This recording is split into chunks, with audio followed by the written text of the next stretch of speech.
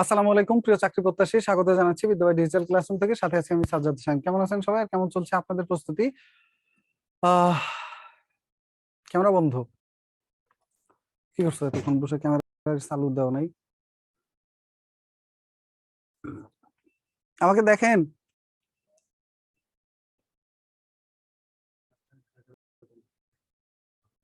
আহারে বেচারা, লোকজন মেলাক্ষণ ওয়েট করছে একটা ক্লাস দিয়ে আরেকটা ক্লাসে সুইচ করতে গিয়ে 10টা মিনিট লেট হয়ে গেল।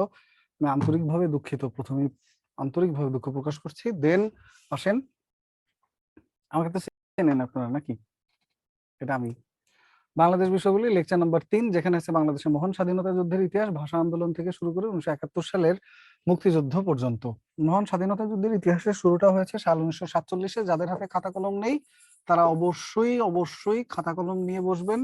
আর যারা চেয়ার টেবিল ছাড়া অন্য যে কোনো জায়গায় আছেন, বিছানা, কম্বল, খাতা, বালিশ এগুলো সব ছেড়ে চলে আসেন, কারণ এখন যুদ্ধ হবে। খাতা কম্বল পেঁচায় তো আর যুদ্ধ হয় না। আসেন আসেন আসেন, যুদ্ধে চলে আসেন। যাদের ক্যামেরা বন্ধ আছে ক্যামেরাগুলো অবশ্যই অবশ্যই চালু করেন, যদি খুব বড় কোনো সমস্যা না থাকে। সবার চেহারাগুলো একটু দেখলে ভালো লাগবে, বুঝছেন? রাজীব ভাই, ঠান্ডা লাগে না? জ্যাকেট তো গায়ে দিছেন একটা, সেই মাশাআল্লাহ। এই এই কয়জনের ক্যামেরা চালু আছে মাত্র, আর বাকি বাদ বাকি লোকজন কই? পিঙ্কি আপু, আপনার ওইখানে ঠান্ডা নাই বেশি? ঠান্ডা লাগে না না? Very good. আর কারা আছেন দেখি? ও, শীত তাহলে বাংলাদেশ থেকে চলে গেছে। ঠান্ডা তো কারো এলাকায় দেখা যাচ্ছে না, দুই একজন খালি। ওরে মশিউর ভাইকে দেখেন, ঠান্ডা বাংলাদেশে আছে কি নাই দেখেন, এই যে। আরে ঠান্ডায় কেউ জ্যাকেট পরে নাই, মশিউর ভাইকে দেখেন, মাফলার একেবারে পা হইতে মাথা পর্যন্ত পেঁচায় রাখছে। মুখ ঢাকছেন কেন মাফলার দিয়া? মুখ ঢাকলে কি শীত কমে? তাহলে কতটুকু শীত কমবে? লাবণী আপু, ভালো আছেন? মেলা দিন পরে আপনাকে দেখলাম। ওকে। স্যার বিদ্যুৎ নাই, অন্ধকারে বসে আছি। আচ্ছা, ভেরি গুড। আশিক ভাই, আতিক ভাই হাসেন কেন একটু একটু করে? মুসকে মুসকে হাসি দিচ্ছেন, কারণ কি? আচ্ছা চলেন, মেলা দুষ্টামি হয়েছে, মূল কথায় চলে যাচ্ছি আমরা। তো মূল কথাটা হলো, প্রথম যেটা, 1947 সালে ইতিহাসটা শুরু, এবং শুরুটা প্রথম হলো 14ই আগস্ট, স্বাধীন হয় পাকিস্তান। 14ই আগস্ট পাকিস্তান স্বাধীন হয়, এবং পাকিস্তান স্বাধীন হওয়ার পরে প্রথম যে ঘটনাটা, সেটা হলো ভাষা নিয়ে বিতর্কের শুরু হয়। আর ভাষা বিতর্কের কারণে প্রথম যেটা হয়, মুসলিম লীগের নেতারা বিভিন্ন জায়গায় জায়গায় গিয়ে বক্তৃতা দেয় যে পাকিস্তান স্বাধীন হলে রাষ্ট্রভাষা হবে উর্দু। আর এই জন্য 2রা সেপ্টেম্বর যারা বাঙালি আছে এরা চেয়েছে রাষ্ট্রভাষা বাংলা হোক। আর সেটার দাবিতে তারা তমুদ্দুন মজলিস নামে রাষ্ট্রভাষার প্রথম যে সংগঠন, এটা প্রতিষ্ঠা করে। তমুদ্দুন মজলিস, এটা প্রতিষ্ঠা করে। তমুদ্দুন মজলিস প্রতিষ্ঠা হয় 2রা সেপ্টেম্বর 1947। তমুদ্দুন মজলিস। ওকে। বিএম কলেজ থেকে দেখছি কেউ একজন লিখছিলেন, আমি ভুলে গেছি। কে? বাইজিৎ সবুজ, আচ্ছা, অসংখ্য ধন্যবাদ। তো 2রা সেপ্টেম্বরের পরে আরেকটা লেখেন, 15ই সেপ্টেম্বর। এই দিন তমুদ্দুন মজলিসের পক্ষ থেকে একটা পুস্তিকা প্রকাশ করা হয়, যে পুস্তিকাটার নাম ছিল পাকিস্তানের রাষ্ট্রভাষা বাংলা না উর্দু, অর্থাৎ পাকিস্তানের রাষ্ট্রভাষা আসলে কি হওয়া উচিত, এই বিষয়টা জনগণকে বোঝানোর জন্য এই পুস্তিকাটা প্রকাশ করা হয়। পাকিস্তানের রাষ্ট্রভাষা বাংলা না উর্দু। প্রাইমারি 2 ধাপের প্রশ্ন দেখছেন আপনারা? মুক্তিযুদ্ধের এত বড় একটা চ্যাপ্টার, এখান থেকে প্রশ্ন আসেই নাই, সব আসছে প্রকাশনা থেকে। প্রথম ধাপে 3টা প্রশ্ন আসছে প্রকাশনা থেকে, গান, গল্প, কবিতা ওই অংশ থেকে। দ্বিতীয় ধাপে একটা প্রশ্ন আসছে। ওকে। আর তমুদ্দুন মজলিস প্রতিষ্ঠা হয়, এইটার প্রতিষ্ঠাতা ছিলেন অধ্যাপক আবুল কাসেম, ঢাকা বিশ্ববিদ্যালয়ের পদার্থবিজ্ঞানের একজন অধ্যাপক, অধ্যাপক আবুল কাসেম। এই হলো প্রাথমিক প্রচেষ্টা। এরপরে কিভাবে এটা ভাষা আন্দোলনের দিকে ধাবিত হয় সেটা বলতেছি। 15ই সেপ্টেম্বর এই পুস্তিকা প্রকাশ করার পরে লোকজন বুঝতে পারে যে আসলে রাষ্ট্রভাষা এইভাবে দাবি আদায় হবে না, এবং আমাদের রাষ্ট্রভাষা বাংলাই হওয়া উচিত, উর্দু কোনোভাবে হওয়া উচিত না। সেটার পরিপ্রেক্ষিতে তারা পরবর্তীতে 1 অক্টোবর 1947 তারা একটা কমিটি গঠন করে, যার নাম দেয় রাষ্ট্রভাষা সংগ্রাম পরিষদ। রাষ্ট্রভাষা সংগ্রাম পরিষদ। আর এই যে রাষ্ট্রভাষা সংগ্রাম পরিষদ, এটা গঠন করা হয় 1 অক্টোবর 1947, এবং এই পরিষদের আহ্বায়ক ছিলেন কে? অধ্যাপক নুরুল হক ভূঁইয়া। অধ্যাপক নুরুল হক ভূঁইয়া। নুরুল হক ভূঁইয়া। অধ্যাপক নুরুল হক ভূঁইয়া।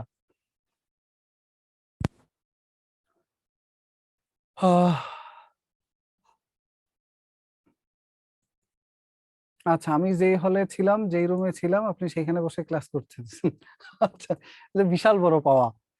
আর হয়তোবা এর থেকেও আরো বড় পাওয়া হইতেছে যদি আমি আমার কলেজেই টিচার হয়ে আসি, তাহলে আমার স্যারদেরই কলিগ হয়ে আসার হয়তো একটা সুযোগ মিলে যাচ্ছে, খুব সম্ভবত, যদি পোস্ট খালি থাকে। আমার সেটাই চেষ্টা আছে যে আমি যেখান থেকে আমার স্নাতক কমপ্লিট করেছি সেইখানে আমার স্যারদেরই আমি কলিগ হয়ে আসি। এটা একটা আমার জন্য বিশাল বড় পাওয়া হবে। আমার শিক্ষকরা সবাই আছে যাদেরকে আমি পেয়েছিলাম, দু একজন হয়তো একটু চেঞ্জ হয়েছে। আচ্ছা, জিআই পণ্য কয়টি? ভাই এটা আমাকে জিজ্ঞেস করেন না, কালকে সকালে ঘুম দিয়ে উঠে শুনবেন আবার আরেকটা, পরে বলবেন স্যার ভুল বলছে। কারণ এর প্রতিদিন সকালে চোখ খুললেই বলে আরেকটা বাড়ছে, এখন 25টা। আমার মেসেজ কি দেখা যায়? হ্যাঁ, দেখা যায়, দেখা যায়, সবার মেসেজই দেখা যায়।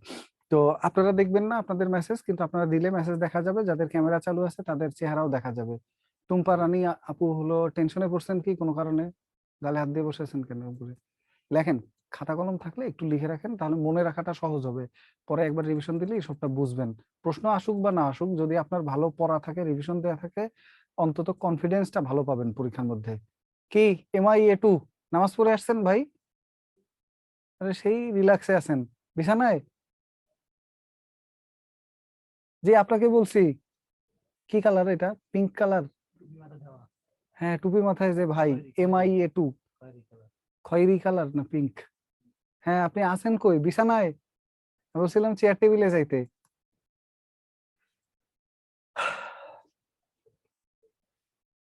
ওকে, আসেন।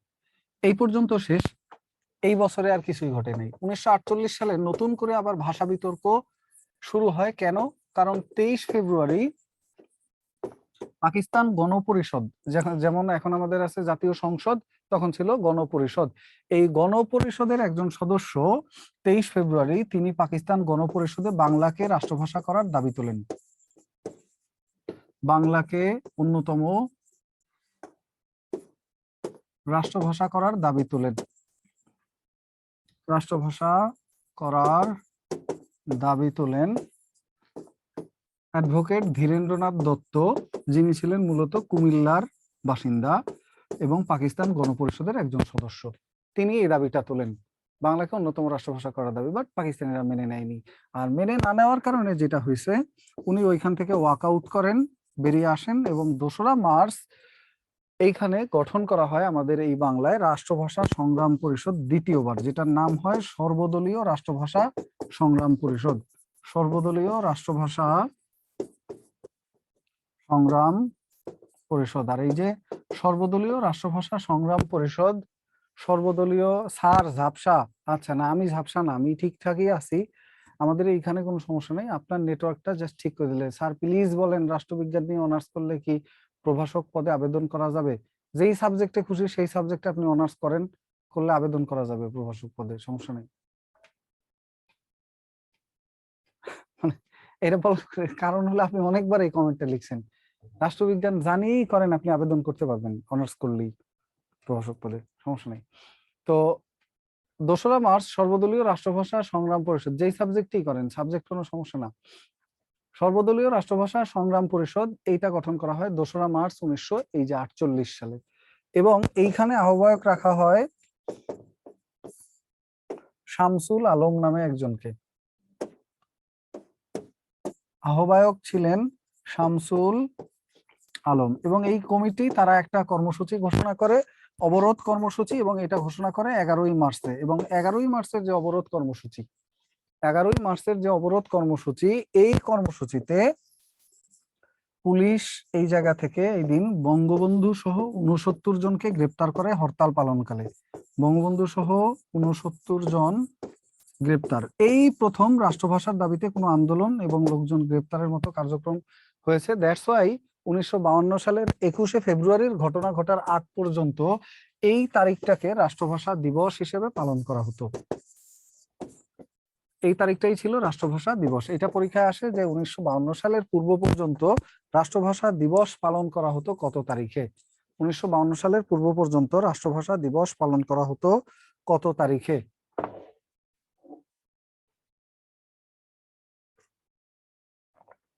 1952 সালের পূর্ব পর্যন্ত রাষ্ট্রভাষা দিবস পালন করা হতো কত তারিখে? উত্তর 11ই মার্চ। এবার এই লোকজনগুলোকে আবার আন্দোলন করে পূর্ব বাংলার লোকজন, ফলে 15ই মার্চ এদের মুক্তি দিয়ে দেওয়া হয়। মুক্তি দেওয়ার পরে কি হয়, ঘটনাটা মোহাম্মদ আলী জিন্নাহর ভালো লাগে নাই, যার কারণে তিনি 19শে মার্চ ঢাকায় আসেন এবং এসে তিনি ঢাকায় 2টা বক্তৃতা দেন। ক্যামেরা ক্লিয়ার না। এই যারা পরে আসছেন এতক্ষণ শোনেন না, এই যে 10 জন পরে আসছেন, 266-র পরে আরো 10 জন বাড়ছে, এখন 276। সবার জ্ঞাতার্থে আবার একবার বলি, যদি কোনো কিছু, এক চাচা বৃদ্ধ মানুষ ডাক্তার দেখাইতে গেছে, তো গিয়ে বলতে, শোনো আমার ওই যে হাঁটুতে ব্যথা করে। তো বলছে, চাচা বয়স হয়েছে তো ক্যালসিয়ামের অভাবে এই জন্য। তো বলছে, শোনো আমার ওই যে মাঝে মাঝে পেটে সমস্যা হয়। তো বলছে, চাচা বয়স হয়েছে তো এখন হজম শক্তি ভালো নাই। তো বলছে, শোনো আমি মাঝে মাঝে কানেও একটু কম শুনি।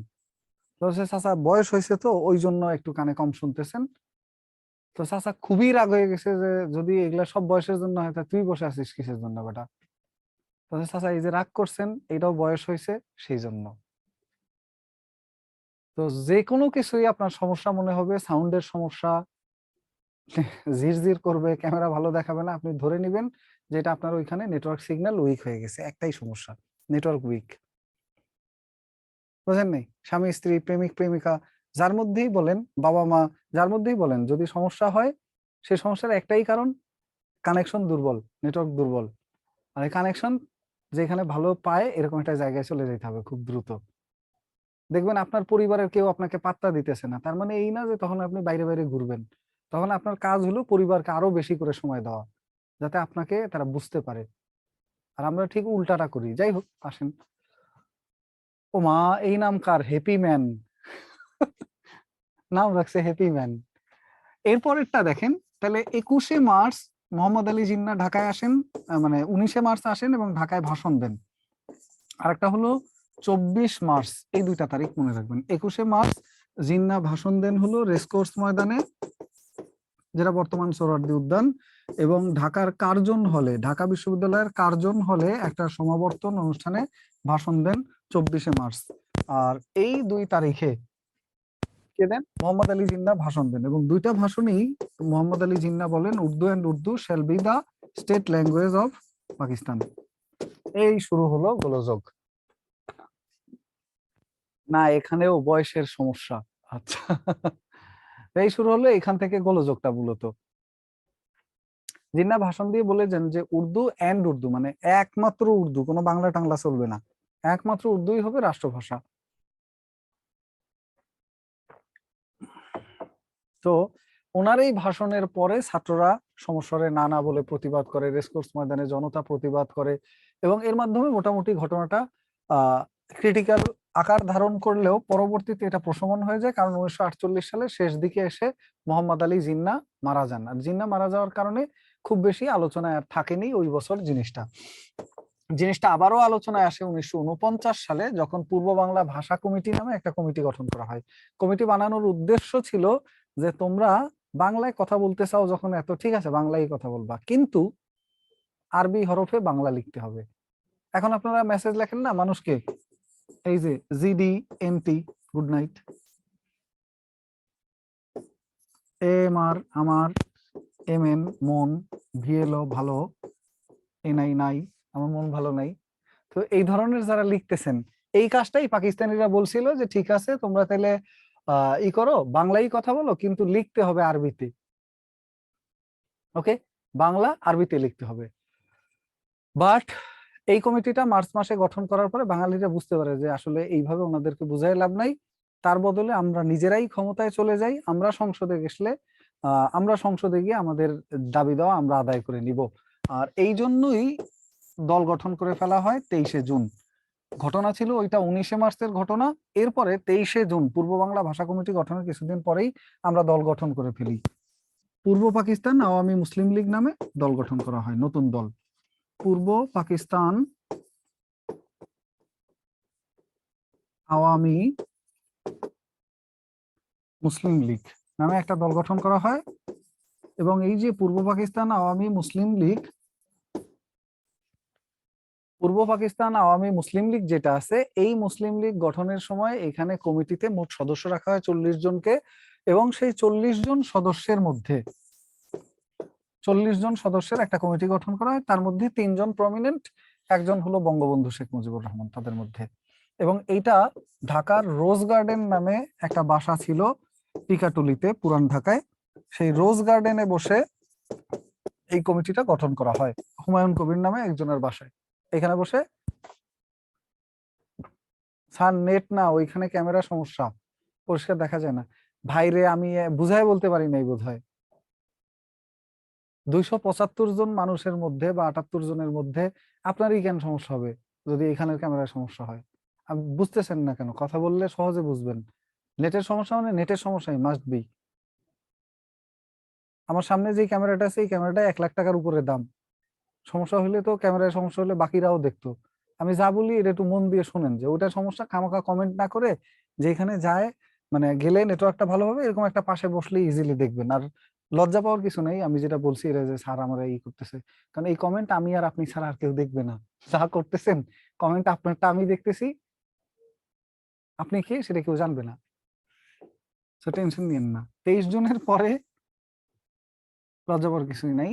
23 জনের পরে যেটা আমরা বলবো সেটা হলো, এই কমিটির সভাপতি আওয়ামী লীগ যখন গঠন করা হয় কে ছিলেন? মাওলানা আব্দুল হামিদ খান ভাসানী ছিলেন সভাপতি। সাধারণ সম্পাদক ছিলেন টাঙ্গাইলের শামসুল হক।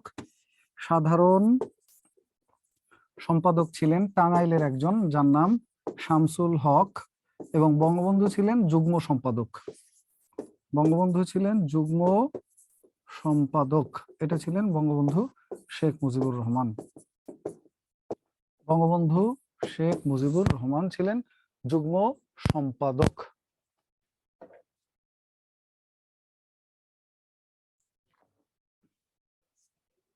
এই পর্যন্ত ক্লিয়ার হলে বলেন, তাহলে আমরা সামনে চলে যাই। এটা হলো আওয়ামী লীগের প্রতিষ্ঠা। আর এখানে একটা কথা স্টার দিয়ে লিখে রাখেন যে 1955 সালের অক্টোবর মাসে আওয়ামী মুসলিম লীগ থেকে মুসলিম শব্দটা বাদ দেওয়া হয়। 1955 সালের অক্টোবর মাসে 22 থেকে 26 পর্যন্ত একটা কনফারেন্স হয়। ওই কনফারেন্সে বসে আওয়ামী মুসলিম লীগ থেকে মুসলিম শব্দ বাদ দেওয়া হয়। তখন এটার নাম হয়ে যায় আওয়ামী লীগ। মুসলিম শব্দ বাদ দেওয়া হয়। এই বছরে আর তেমন কোনো ঘটনা নেই। ঘটনা ঘটে আবার 1950 সালে। এই সময় পাকিস্তানের নতুন প্রধানমন্ত্রী লিয়াকত আলী খান ঢাকায় আসেন। এসে তিনি এক জায়গায় ভাষণ দেন এবং ভাষণে ঢাকায় তিনি বলেন, পল্টন ময়দানের ভাষণে, পাকিস্তানের রাষ্ট্রভাষা হবে অনলি উর্দু। ওই পুরান কথা আবার বলেন। তখন আবার নতুন করে আগুন লাগে পুরানা এসে। আর এটার ফলশ্রুতিতে 11ই মার্চ রাষ্ট্রভাষা দিবসে গঠন করা হয় ঢাকা বিশ্ববিদ্যালয়ের রাষ্ট্রভাষা সংগ্রাম পরিষদ। 1950 সালে ছাত্ররা গঠন করে ঢাকা বিশ্ববিদ্যালয়ের রাষ্ট্রভাষা সংগ্রাম পরিষদ। ঢাকা বিশ্ববিদ্যালয়ের রাষ্ট্রভাষা সংগ্রাম পরিষদ গঠন করে কারা? ছাত্ররা। এবং এই যে ঢাকা বিশ্ববিদ্যালয়ের রাষ্ট্রভাষা সংগ্রাম পরিষদ, এই পরিষদের আহ্বায়ক রাখা হয় আব্দুল মতিনকে। আব্দুল মতিন। এরপরে আর কোনো ঘটনা ঘটে নাই, এরা খুব বেশি আন্দোলন করে নাই। বাট ঘটনাটার আবার সূত্রপাত হয় 1952 সালে। নতুন করে পাকিস্তানের নতুন প্রধানমন্ত্রী হন খাজা নাজিমউদ্দিন। লিয়াকত আলী খানের পরে খাজা নাজিমউদ্দিন। এখানে একটা কথা মনে রাখবেন, পাকিস্তানের 3জন নেতা রাষ্ট্রভাষা উর্দু করার পক্ষে বক্তৃতা দিয়েছেন। একজন হলো মোহাম্মদ আলী জিন্নাহ, একজন হলো প্রধানমন্ত্রী লিয়াকত আলী খান, আরেকজন হলো পরবর্তী প্রধানমন্ত্রী খাজা নাজিমউদ্দিন। এবং 1952 সালে ঘিয়ে আগুন লাগায় হলো 26 জানুয়ারি খাজা নাজিমউদ্দিন ভাষণ দেন ঢাকায়। এবং খাজা নাজিমুদ্দিন সেই ভাষণে বলেন Urdu shall be the state language of Pakistan. উর্দুই হবে পাকিস্তানের রাষ্ট্রভাষা, এটাই চূড়ান্ত। দ্যাটস ওয়াই শুরু হয় আন্দোলন। এবং এই যে খাজা নাজিমুদ্দিন ওনার এই ভাষণের পরে 31 জানুয়ারি চূড়ান্ত ভাবে একটা কমিটি গঠন করা হয়, যেটার নাম দেওয়া হয় সর্বদলীয় কেন্দ্রীয় রাষ্ট্রভাষা সংগ্রাম পরিষদ। সর্বদলীয় কেন্দ্রীয় রাষ্ট্রভাষা সংগ্রাম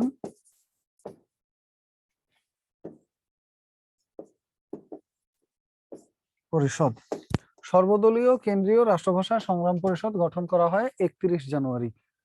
এবং এই যে সর্বদলীয় কেন্দ্রীয় রাষ্ট্রভাষা সংগ্রাম পরিষদ, এইখানে আহ্বায়ক রাখা হয়, বলেন তো, ওনার নাম হলো কাজী গোলাম মাহবুব। কাজী গোলাম মাহবুব। আমার লেখা কি পড়া যাচ্ছে?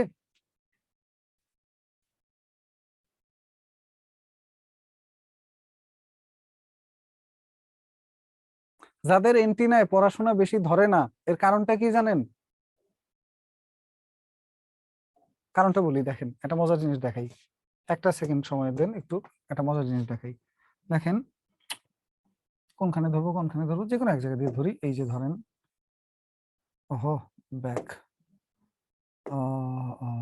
কই যেন, এই যে দেখেন একটা মজার জিনিস দেখাই, যেটা এই এই ওয়েট, এই এই এই এখন বলেন এখানে কি লেখা আছে? এখন বলেন এখানে কি লিখছিলাম? বুঝছেন ঘটনাটা? তাদের মাথায় এরকম জিনিসপত্র আছে, জাস্ট জট পাকায় আছে। এই জটলাটা খুলতে হবে মাথার মধ্যে, জাস্ট এটাকে সিনক্রোনাইজ করে আবার আগের মতো সাজায় গোছায় নিয়ে নিতে হবে জায়গা মতো, তাহলে হবে। এই অবস্থায় আছে মাথার মধ্যে পড়াটা, বুঝছেন? পড়লে মাথার মধ্যে এরকম জট পাকায় যায়, কারণ হলো সেগমেন্ট ওয়াইজ পড়াটা সাজানো থাকে না মাথায়, বুঝছেন? আপনার জাস্ট যেটা কাজ করতে হবে সেটা হলো আপনি এটাকে সাজায় ফেলতে হবে মাথার মধ্যে পড়াটা। আমি যেরকম সাজায় বলছি, এইরকম সাজায় সাজায় আপনি যখন পড়বেন, নোট করবেন, তখন দেখবেন যে পড়াটা আপনার মাথায় আমার মতো থাকবে। আর যদি আপনি এলোমেলো এবড়ো থেবড়ো পড়েন, তখন এই অবস্থা হবে। পড়া যত বাড়বে তত বেশি জট পাকাইতে থাকবে মাথার মধ্যে। এখন পড়া যায়? বুঝছেন ঘটনাটা? বুঝছেন? উদাহরণটা ভালো লাগছে না? ভালো লাগছে না? উদাহরণ পছন্দ হয়েছে? স্যার আপনি ডিজিটাল বোর্ডের বস। আচ্ছা, ওই অবস্থায় আছে মাথায়, জাস্ট এটাকে একটু সাজায় নেবেন, তাহলেই হবে। কারণ আপনি যতই পড়েন তত পড়া বাড়বে মাথার মধ্যে, আর পেজ বেশি লাগবে যদি সাজায় না রাখতে পারেন। যেমন যেই হেডফোনের তার যত বড়, সেই হেডফোনে পেজ তত বেশি লাগে ওই তারে, এই জন্য ওটা গুছায় রাখতে হয়। আসেন, এই পর্যন্ত শেষ ইতিহাস। এখন আসেন আন্দোলন শুরু, গোলাগুলি হবে। গোলাগুলি কেমনে হবে, কেন হবে? কারণ হলো এই কমিটির পক্ষ থেকে 20 ফেব্রুয়ারি হরতাল ডাকা হয়। 21 ফেব্রুয়ারি হরতাল ডাকা হয়। এবং 21 ফেব্রুয়ারি এরা হরতাল ডাকলে সরকার পক্ষ 20 ফেব্রুয়ারি ঢাকা শহরে 144 ধারা জারি করে, যে দুইজনের বেশি একত্রে জমায়েত হওয়া, করা, এগুলো নিষিদ্ধ। এটাকে বলা হয় 144 ধারা বা কারফিউ জারি করা। তো এই 144 ধারা জারি করে প্রশাসন। তখনকার প্রশাসন, অর্থাৎ পূর্ব বাংলার মুখ্যমন্ত্রী ছিলেন কে? নুরুল আমিন। মুখ্যমন্ত্রী নুরুল আমিনের সরকার, নুরুল আমিন উনি ছিলেন পূর্ব পাকিস্তান বা পূর্ব বাংলার মুখ্যমন্ত্রী। ওনারা 144 ধারা জারি করলে 20 ফেব্রুয়ারি থেকে ছাত্ররা সিদ্ধান্ত নেয় আমরা এটা ভঙ্গ করবো, আমরা মানি না। 144 ধারার সময় যদি শান্তি শৃঙ্খলা বিঘ্ন হওয়ার, জনগণের জানমালের নিরাপত্তা বিঘ্নিত হওয়ার আশঙ্কা থাকে, তখন গুলি করার নির্দেশ থাকে, যখন 144 ধারা জারি করা থাকে। তো এই অবস্থায় ছাত্ররা তারপরে ওইটা ভাঙে, এবং ভাঙার কারণে 20 ফেব্রুয়ারি গোলাগুলি হয়।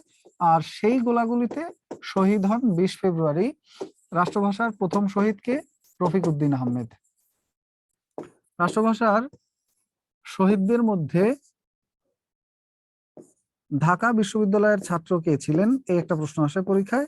ঢাকা বিশ্ববিদ্যালয়ের ছাত্র ছিলেন আবুল বরকত। আর এছাড়া এই দিন গুলিবিদ্ধ হয়েছেন আব্দুল সালাম, আব্দুল জব্বার, এই কয়জন মোট। দেন এইটার প্রতিবাদে 22 ফেব্রুয়ারি এদের লাশ নিয়ে আবার মিছিলে নামে ছাত্র জনতা স্বতঃস্ফূর্ত ভাবে। ফলে আবার গুলি চলে, আবার শহীদ হয় নতুন করে শফিউর রহমান। 22 ফেব্রুয়ারি শফিউর রহমান শহীদ হন। আর শফিউরের সাথে এই দিন ওহিউল্লাহ নামে একজন গুলিবিদ্ধ হন এবং মারা যান। উনি ছিলেন সর্বকনিষ্ঠ শহীদ, সর্বকনিষ্ঠ শহীদ, সবচেয়ে অল্প বয়স্ক। আর এছাড়াও একজন রিকশাওয়ালা গুলিবিদ্ধ হয়েছিলেন আব্দুল আউয়াল নামে। এর দরকার নেই, জাস্ট এই পর্যন্তই আমাদের ভাষা শহীদদের ইতিহাস, ভাষা আন্দোলন ও ভাষা শহীদদের ইতিহাস।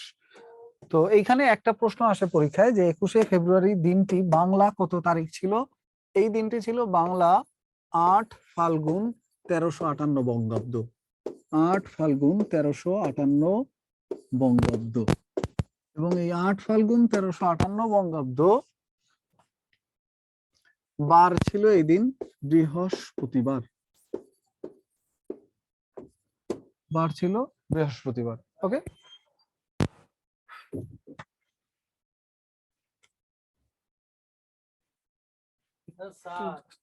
আসসালামু আলাইকুম।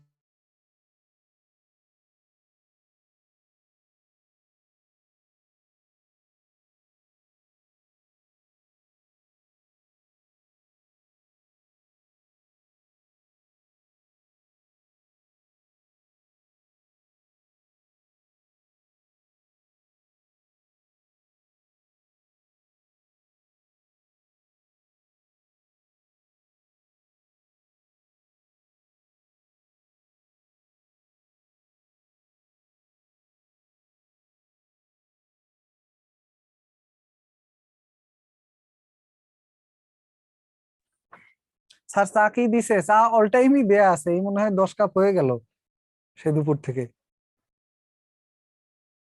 অল টাইমই দেয়া থাকে, ঠান্ডা হইতে থাকে, খাইতে থাকি, আবার কিছু থেকে যায়, পরে ঠান্ডাতেই খাই। লাইভের মধ্যেও খাচ্ছিলাম।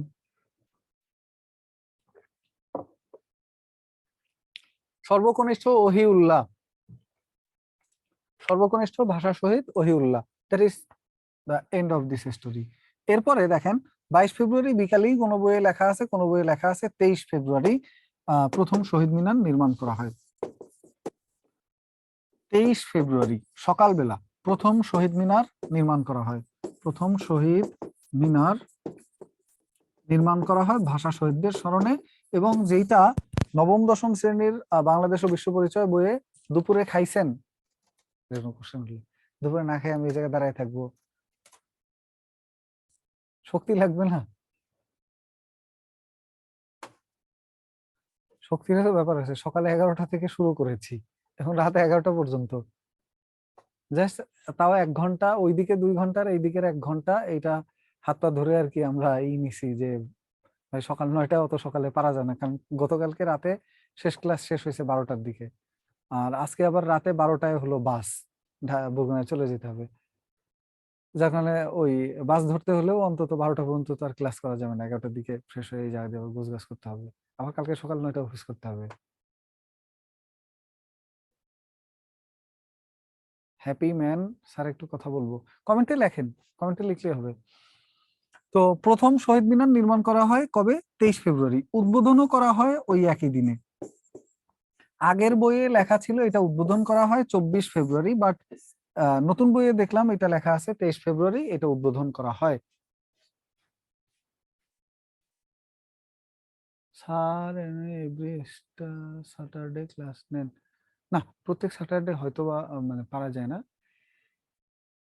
তো এই যে উদ্বোধন করা হয়, এইটা আবার ওই দিন বিকেলে ভেঙে দেয় পাকিস্তান বাহিনী।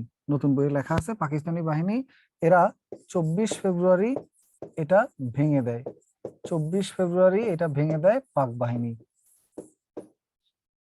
শেষ, আর কোনো কিছুই নেই ভাষা আন্দোলন নিয়ে, একটা স্টেজ শেষ। এখন এইটুকু ক্লিয়ার হলে একটু সি লিখে দেন, তারপরে আরো কিছু কথাবার্তা আমি আবার বলছি।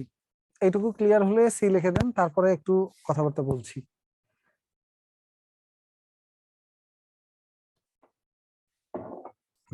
তাহলে লিখবেন যেটা, সেটা হলো প্রথম শহীদ মিনার উদ্বোধন করেন? প্রথম শহীদ মিনার উদ্বোধন করেন শফিউরের পিতা মাহবুবুর রহমান। শফিউরের পিতা মাহবুবুর রহমান, শফিউর রহমানের পিতা মাহবুবুর রহমান। আর 63 সালের শহীদ মিনার উদ্বোধন করেন আবুল বরকতের মা হাসিনা বেগম। 63 সালের যে শহীদ মিনারটা, এটা উদ্বোধন করেন আবুল বরকতের মা হাসিনা বেগম। এবং 63 সালের যে শহীদ মিনারটা হয়েছে, এইটার ডিজাইন করেন হামিদুর রহমান। এই শহীদ মিনারের ডিজাইন করেন বা স্থপতি ছিলেন হামিদুর রহমান। আর এখানে 2-3টা কথা বলবো শুধু, তাহলে এই অংশটা শেষ। শহীদ মিনার নিয়ে কথা শেষ। শহীদ মিনার হলো দেশের বাইরে প্রথম, দেশের বাইরে প্রথম শহীদ মিনার নির্মাণ করা হয়। 1 নম্বরটা যুক্তরাজ্যের ওল্ডহ্যামে, যুক্তরাজ্য। 2 নম্বরে শহীদ মিনার আছে হলো দেশের বাইরে মুসলিম বিশ্বের শহীদ মিনার কই আছে? মুসলিম বিশ্বের একমাত্র দেশ ওমান, যেখানে শহীদ মিনার নির্মাণ করা হয়েছে। আর এছাড়াও শহীদ মিনার আছে কানাডা এবং জাপানে। শহীদ মিনার আছে কানাডা এবং জাপানে। শহীদ মিনার আছে কানাডা এবং জাপানে।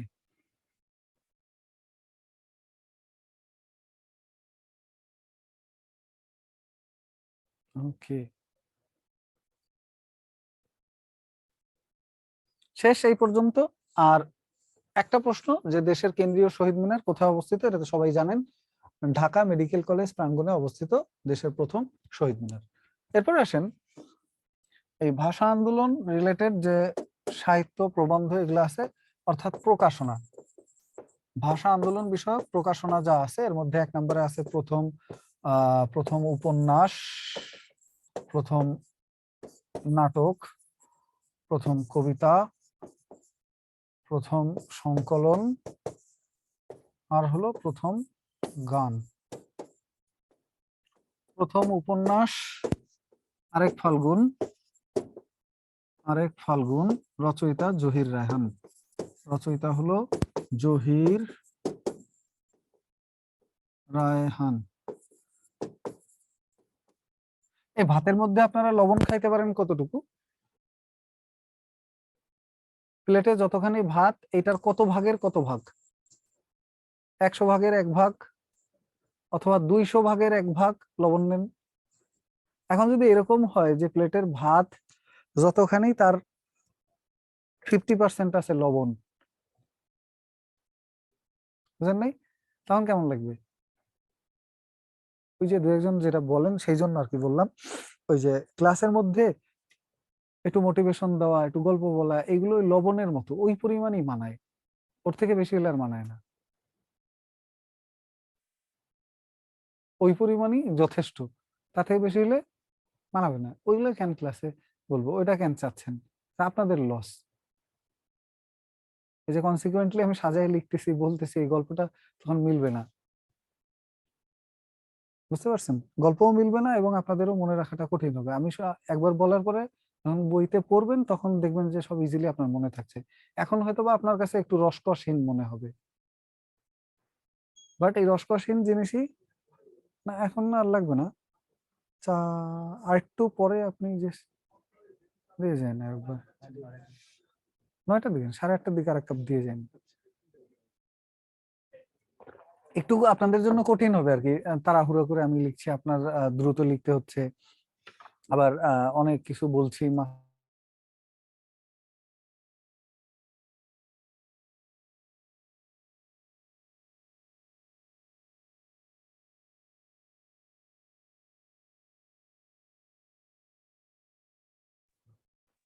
এমসিকিউ গুলো যখন সলভ করবেন, তখন বুঝবেন যে আপনি আসলে কোশ্চেন গুলো বুঝে ফেলছেন কত সুন্দরভাবে।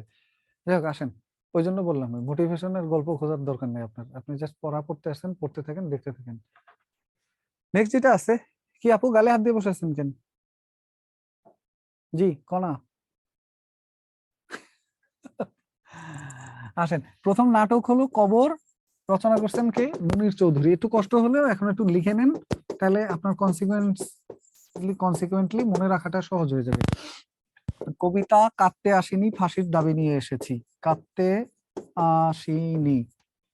যদি বলেন যে স্যার এই তো বইয়ের মধ্যে লেখাই আছে, তো বই দেখে দেখে পড়লেই হতো, তাই না? ওরকম না, ব্যাপারটা আসলে একা একা পড়া হয় না, লেখাও হয় না। এই জন্যই মানুষ ভর্তি হয়, এই জন্যই মানুষ ক্লাস করে, কিছু পড়া অন্তত হয়ে যায়। কাঁদতে আসেনি, ফাঁসির দাবি নিয়ে এসেছি, মাহবুবুল আলম চৌধুরী। মাহবুবুল আলম চৌধুরী। আর সংকলন হলো 21শে ফেব্রুয়ারি, রাষ্ট্রভাষার প্রথম সংকলন 21শে ফেব্রুয়ারি, এবং এই সংকলনের রচয়িতা হাসান হাফিজুর রহমান। হাসান হাফিজুর রহমান,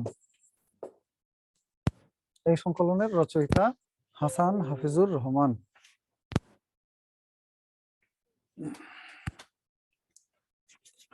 ভাই ওই যে হ্যাপি ম্যান, ওনাকে একটু আনমিউট করেন, অনেকক্ষণ ধরে কথা বলতে চাচ্ছে। গান কোনটা বলেন? ভুলবো না, 21শে ফেব্রুয়ারি ভুলবো না, রচয়িতা আব্দুল গাফফার চৌধুরী। ভুলবো না, আনমিউট করা আছে, হ্যাপি ম্যান বলেন। ভুলবো আসসালামু না। আলাইকুম স্যার। হ্যাঁ আছেন? জি ভালো। এখন স্যার আপনার ক্লাসগুলো তো স্যার একদম কম পাই। এখন স্যার আমরা তো সাধারণ জ্ঞানের মধ্যে স্যার অনেক স্যার পিছিয়ে গেছি। এখন কেমনি কি করব? কেমনি কি করবেন, অন্য স্যাররা তো পড়াচ্ছি, আমি যতটুকু সময় পাই আমি চেষ্টা করবো আপনাদেরকে ইনশাল্লাহ সময় দেওয়ার। এই চাকরিটার জন্য কিন্তু স্যার কম হয়ে যাচ্ছে, গতকালকে 10 ঘন্টা হলো ক্লাস, আর আজকে 12 ঘন্টা তো অলরেডি রুটিনে দেওয়া আছে। স্যার আমরা সাধারণ জ্ঞানে স্যার শুধু আপনাদের দিকে স্যার ভর্তি হয়েছি, কিন্তু স্যার আপনাকে আমরা পাইনি। এখন আমার ক্লাসই লাগবে না, সমস্যা নেই, অন্যদের ক্লাসও করতে থাকেন, আমি যতটুকু সময় পাই ততটুকুই আপনাদেরকে দেওয়ার চেষ্টা করব অবশ্যই। ইনশাআল্লাহ স্যার।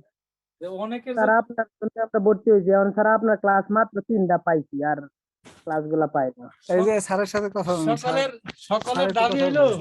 সকলের দাবি হইলো অনেকের জন্য চাকরিটা ছেড়ে দেন দিয়া আপনার সাথে আপনাদের সকলের স্যাক্রিফাইসের জন্য স্যার রেখে ধরেন, যে সকলের কথা চিন্তা করে আপনি একটু ছেড়ে দেন, ছাড়বে কয়েকদিন পরে আর কি। হ্যাঁ, এখন না। স্যার চাকরি ছাড়ার দরকার না স্যার, আমাদেরকে স্যার প্রতিদিন একটু সময় যদি দিতে পারতেন। স্যার চলে যাচ্ছেন? আচ্ছা ওকে, লেখেন লেখেন। মেলা হাসাহাসি দিলে এই টাইমটা আপনাদেরই লস হচ্ছে, এটার জন্য আপনি এতক্ষণ ধরে এতগুলো কমেন্ট করা লাগে। আমার একটু আনমিউট করেন, আনমিউট করেন। আমি পারলে তো অবশ্যই ক্লাস নিতাম, আসলে আমি সময় খুব বেশি একটা পাইনি, গত মাসে ইলেকশন ছিল, আবার আমার বাচ্চা হয়েছে, ওকে নিয়ে আমরা এসেছিলাম, আবার এই আগামী মাসে হলো আমাদের ওইখানে পৌরসভা ইলেকশন আছে, যেটার ওই যে মার্কা স্যার প্রতিজ্ঞা বরাদ্দ এগুলোর স্যার কার্যক্রম আছে। অসাধারণ স্যার, আপনার ক্লাসগুলো স্যার ভালো লাগে না। Thank you, thank you. আচ্ছা,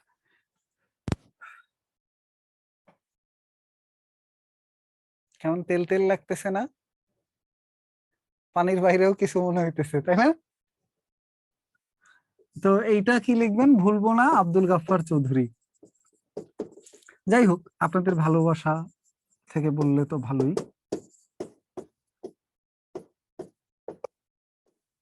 খুব বেশি পাম্পট্টি দেওয়া লাগবে না আমার, আপনাদেরকে এমনিতেই অনেক ভালো লাগে, আমি চেষ্টা করি যে আপনাদের যতটুকু সময় দেওয়া যায়, যার কারণে এই যে কালকে আর আজকে মিলে 22 ঘন্টা দিলাম 2 দিনের মধ্যে, 22 ঘন্টা, নো পাম্প।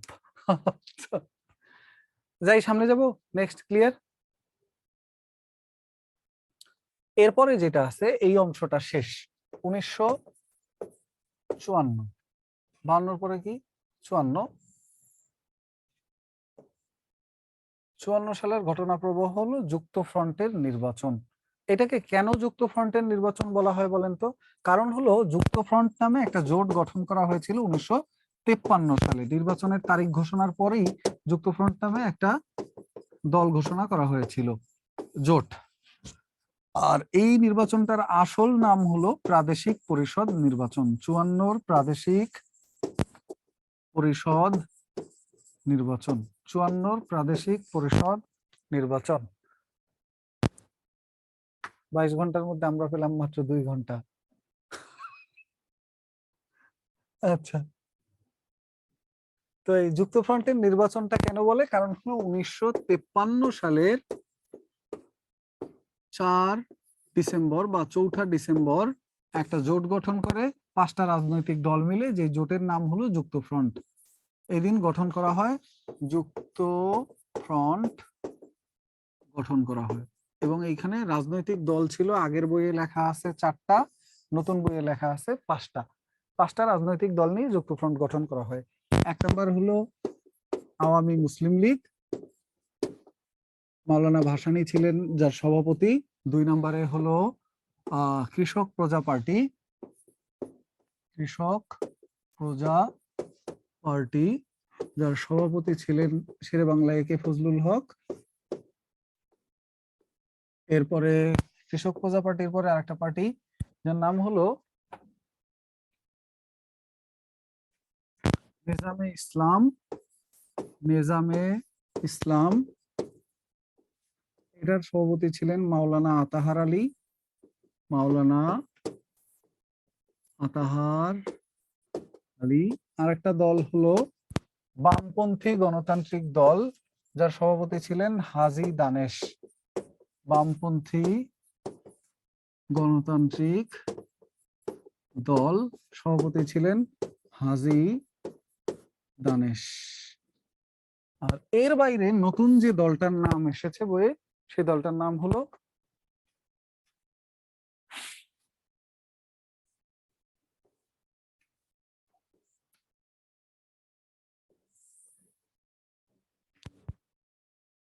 আবুল হাশেমের দল, খেলাফতে রব্বানী, খেলাফতে রব্বানী। এইটার সভাপতি ছিলেন হাজী দানেশ।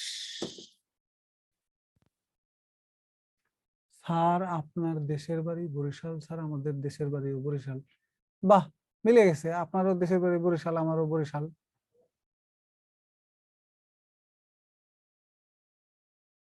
এস শেষ, আচ্ছা ওকে। না, এস শেষ হয়ে গেলে একেবারে শেষ পর্যায়ে থাকলে কোনো ব্যাপার না, যতটুকু আছে ততটুকু সময় দিয়ে দেন এফেক্টিভলি। এই তো, আর তো খুব বেশি কিছু করার আমাদের হাতে নাইও। এই পুতুল কিসের? পুতুল কেন? তো এই প্রাদেশিক পরিষদ নির্বাচনটা হয়েছে 8 থেকে 12 মার্চ। ওই পর্যন্ত লেখা শেষ হলে আসেন। খেলাফতে রাব্বানী ছিল সর্বশেষ দলের নাম, সভাপতি ছিলেন আবুল হাসিম, আবুল হাসিম।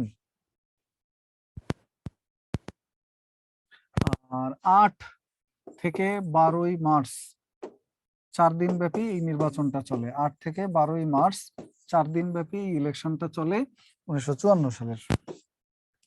এবং এই ইলেকশনে মোট আসন সংখ্যা ছিল 309, যার মধ্যে সাধারণ আসন ছিল 237, আর অমুসলিম যারা তাদের জন্য সংরক্ষিত আসন ছিল 72। এই দুইটা মিলে মোট আসন সংখ্যা ছিল 309, যেখানে যুক্তফ্রন্ট লাভ করে মোট 236টি আসন। কিভাবে?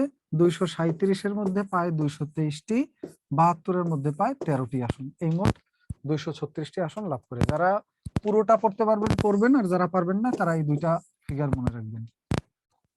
আর একটা ফিগার, এটা হলো এই 223, এই ফিগারটা, 3টা ফিগার মনে রাখবেন। আর যারা পুরোটা পারবেন পুরোটাই পড়ে ফেলবেন। এটা হলো আসন ছিল, আর এটা হলো আসন লাভ করে। ওর মধ্যে কয়টার মধ্যে কয়টা সিট জেতে যুক্তফ্রন্ট এই নির্বাচনে। স্যার আপনার লেখা স্পষ্ট বোঝায় না, কারণ আপনার বয়স বেশি, বুড়ো হয়ে গেছেন, সেজন্য আপনি স্পষ্ট বুঝতেছেন না।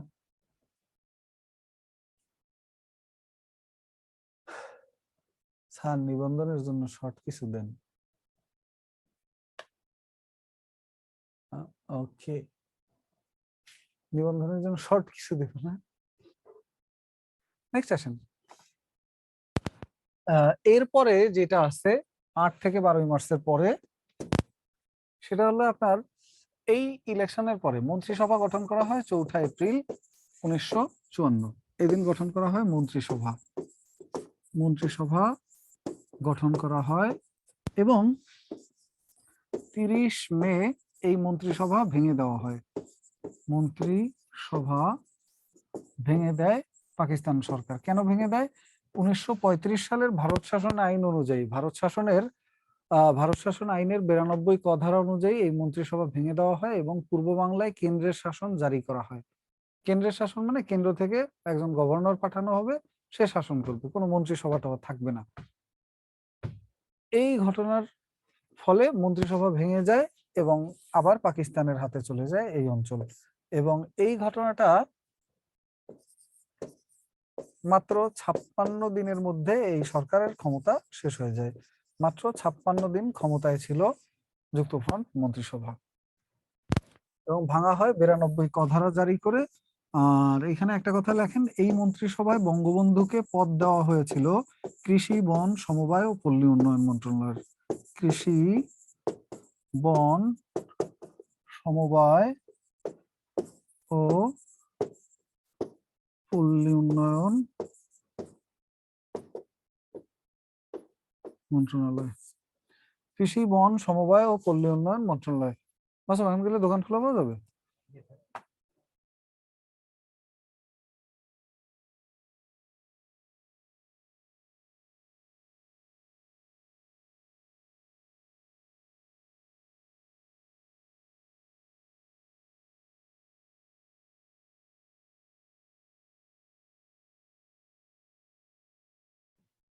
ওকে, লিসেন। নেক্সট আসেন 4 এপ্রিল 30 মে, দুটো তারিখ মনে রাখলে হবে। আর বঙ্গবন্ধু ছিলেন কৃষি, বন, সমবায় ও পল্লী উন্নয়ন মন্ত্রণালয়ের দায়িত্বে। এটুকু। এরপরে যেটা লিখবেন সেটা হলো যে যুক্তফ্রন্টের নির্বাচনী ইশতেহার ছিল 21 দফা। যুক্তফ্রন্টের নির্বাচনী ইশতেহার ছিল 21 দফা।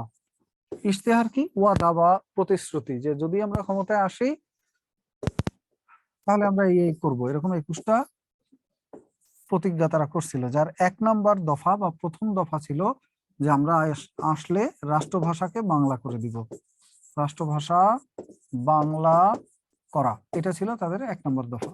আর এখানে আরেকটা কথা মনে রাখবেন, যুক্তফ্রন্টের নির্বাচনী প্রতীক ছিল নৌকা, আর এদের ছিল হেরিকেন। মুসলিম লীগের ছিল হেরিকেন, বুঝছেন?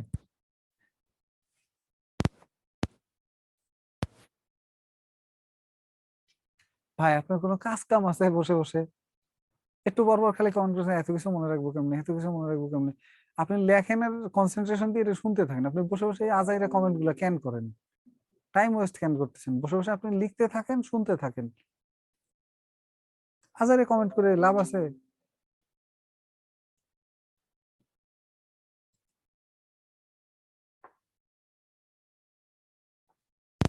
তো শেষ। এরপরে আসেন 1956 সাল, প্রথম সংবিধান চালু করা হয় পাকিস্তানের। পাকিস্তানের প্রথম সংবিধান চালু করা হয় এবং এই সংবিধানটা চালু হয় 23শে মার্চ 1956। এটা ছিল পাকিস্তান দিবস, এই দিনে চালু হয়।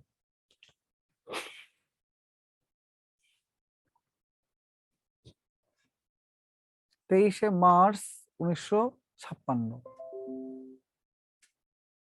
আমার নাম হয়েছে এইটা আমার নাম। কি নাম? এই যে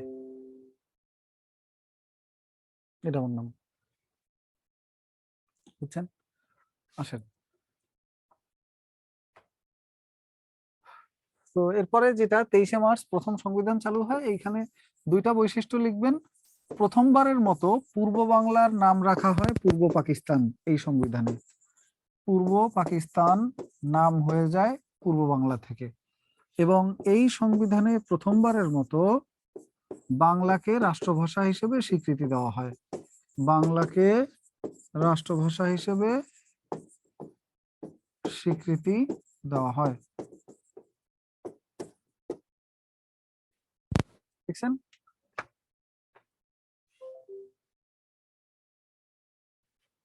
ওকে, আর আরেকটা জিনিস লিখবেন, বাংলাকে রাষ্ট্রভাষা হিসেবে স্বীকৃতি দেওয়া হয় গেল নাম্বার 1। নাম্বার 2 যেটা লিখবেন এইখানে ব্র্যাকেটে লিখবেন যে 1954 সালের 9 মে পাকিস্তান গণপরিষদ পাকিস্তান গণ পরিষদ বাংলাকে রাষ্ট্রভাষা হিসেবে স্বীকৃতি দেয়। রাষ্ট্রভাষা হিসেবে স্বীকৃতি দেয়। গণপরিষদ মানে সংসদ সদস্যরা বাংলাকে রাষ্ট্রভাষা হিসেবে স্বীকৃতি দেয়। আর যখন সংবিধান 56 সালে আসে, সেই 56 সালে সাংবিধানিকভাবে রাষ্ট্রভাষা বাংলাকে স্বীকৃতি দেওয়া হয়। একটা 54 সালে গণপরিষদ মানে সংসদ সদস্যরা স্বীকৃতি দেয়, আর 56 সালে স্বীকৃতি দেয় হলো এরা সংবিধানে 56 সালে, আর 54 সালে দেয় গণপরিষদ স্বীকৃতি।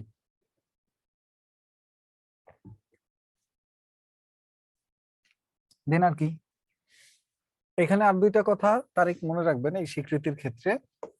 একটা হলো 17 নভেম্বর 1999 ইউনেস্কো তার 30তম সভায় ইউনেস্কো 21শে ফেব্রুয়ারিকে আন্তর্জাতিক মাতৃভাষা দিবসের স্বীকৃতি প্রদান করে, যেটা 2000 সাল থেকে প্রথমবারের মতো 188টি দেশ একযোগে পালন করে।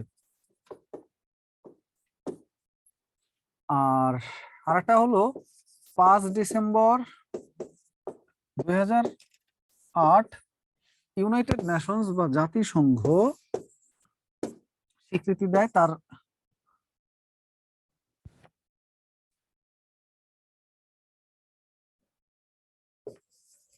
64তম সভায় বাংলাকে 21শে ফেব্রুয়ারিকে আন্তর্জাতিক মাতৃভাষা দিবস হিসেবে।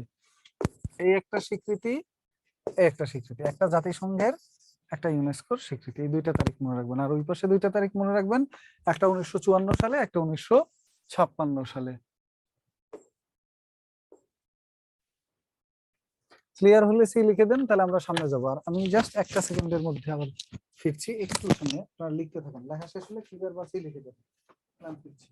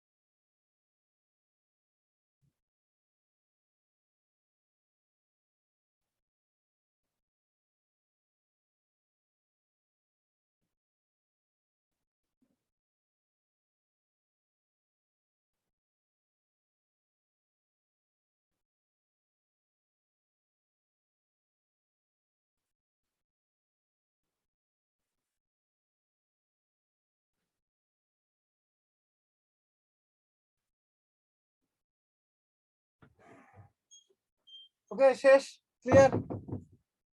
2000 সালে 188টি দেশ একযোগে 21শে ফেব্রুয়ারিকে আন্তর্জাতিক মাতৃভাষা দিবস হিসেবে প্রথমবারের মতো পালন করে, এটা বলছি 2188 দিয়ে। আর তারপরে আসেন 56 সালের পরে আসে 1958 সালের ঘটনা, আরটা হলো 1957 সালের ঘটনা। 57 সালে কাগমারি সম্মেলন হয় ফেব্রুয়ারি মাসে, এটা ছিল 7 ফেব্রুয়ারি। কাগমারি সম্মেলনটা হয় সন্তোষ টাঙ্গাইলের সন্তোষ নামক জায়গায় একটা সম্মেলন হয়, যার নাম কাগমারি সম্মেলন। জায়গাটার নাম ছিল কাগমারি। এই সম্মেলনে 30তম সভা, এই কাগমারি সম্মেলনে প্রথমবারের মতো পাকিস্তানকে একটা হুমকি ধামকি দিয়ে দেয়। মাওলানা আব্দুল হামিদ খান ভাসানী ছিলেন ওই সম্মেলনের সভাপতি, এবং ওইখানের প্রধান অতিথি ছিলেন হোসেন শহীদ সোহরাওয়ার্দী। ওনারা পাকিস্তানকে হালকার উপরে একটা ধাবরানি দিয়ে দেয় যে যদি আমাদের কথা না মানো তাহলে আমরা তোমাদেরকে আসসালামু আলাইকুম দিয়ে দিব। মানে হলো তোমাদের বাড়ি ওই পশ্চিমে, আমাদের বাড়ি এই পূর্ব মাথায়, শেষ মাথায়, মাঝখানে আর একটা দেশ, 1400 মাইল দূরে তোমরা থাকো। ওইখানে বসে তোমরা যা মনে চায় তাই করবে, এটা হবে নাকি? এরকম করলে কিন্তু তুমি তোমার মতো, আমি আমার মতো। ভয় দেখায় না একজন আরেকজনকে? ওরকম একটা ভয় দেখাইছে। তো এটা হলো কাকমারি সম্মেলন। এরপরে 7ই অক্টোবর একটা ঘটনা ঘটে। পাকিস্তানের তৎকালীন প্রেসিডেন্ট ইস্কান্দার মির্জা প্রথম সামরিক শাসন জারি করে দেয় পাকিস্তানে। 7 অক্টোবর 1958 সালে পাকিস্তানের প্রথম সামরিক শাসন জারি করেন ইস্কান্দার মির্জা। পাকিস্তানের প্রথম সামরিক শাসন মানে ক্ষমতা সেনাবাহিনীর হাতে দেয়, এবং দেওয়ার পরে সেনাবাহিনীর যিনি প্রধান ছিলেন আইয়ুব খান, ফিল্ড মার্শাল আইয়ুব খান, সন্তোষ কি? ভাই সন্তোষ কি? কেউ একজন ওনাকে বলে দেন সন্তোষ কি? খাওয়ার জিনিস, বাতাসা। সন্তোষ মানে হলো একটা জায়গার নাম, একটু আগে বললাম সন্তোষ টাঙ্গাইল, মানে হলো যেখানে বসে কাকমারি সম্মেলনটা হয়েছে। এটা খাওয়ার জিনিস। রাগ করছেন? রাগ করেন না, আসেন, এমনি জাস্ট মজা নিলাম। তো ইস্কান্দার মির্জা উনি সামরিক শাসন জারি করলে ক্ষমতায় চলে আসেন আইয়ুব খান, যিনি পাকিস্তানের ছিলেন হলো সেনাবাহিনীর প্রধান, এবং 27 অক্টোবর তিনি নিজেকে পাকিস্তানের প্রেসিডেন্ট ঘোষণা করেন, যে আমি আজকে হইতে প্রেসিডেন্ট, নিজে নিজে স্বঘোষিত প্রেসিডেন্ট। এবং সেই স্বঘোষিত প্রেসিডেন্ট ক্ষমতায় ছিলেন 1969 সাল পর্যন্ত, 11 বছর। তাকে ক্ষমতা থেকে আর নামানো যায় নাই। এর মধ্যে তিনি তার আমলে যে যে ঘটনাগুলো ঘটছে তার অন্যতম একটা হলো 1962 সালের ছাত্র আন্দোলন। 1962 সালের ছাত্র আন্দোলন, এবং এই আন্দোলনটার চূড়ান্ত আন্দোলন হয়েছিল 17ই সেপ্টেম্বর। এই দিন ছাত্ররা শরীফ শিক্ষা কমিশন রিপোর্টের বিরুদ্ধে আন্দোলন করে। মানে শরীফ কমিশন গঠন করা হয়েছিল যে উচ্চশিক্ষার রূপরেখা কি বা কেমন হতে পারে এই বিষয়ে, হ্যাঁ। আর উচ্চশিক্ষার রূপরেখা বিষয়ে যখন একটা রিপোর্ট ওনারা দেয়, সেখানে বলা ছিল উচ্চশিক্ষা অবৈতনিক হইতে পারবে না,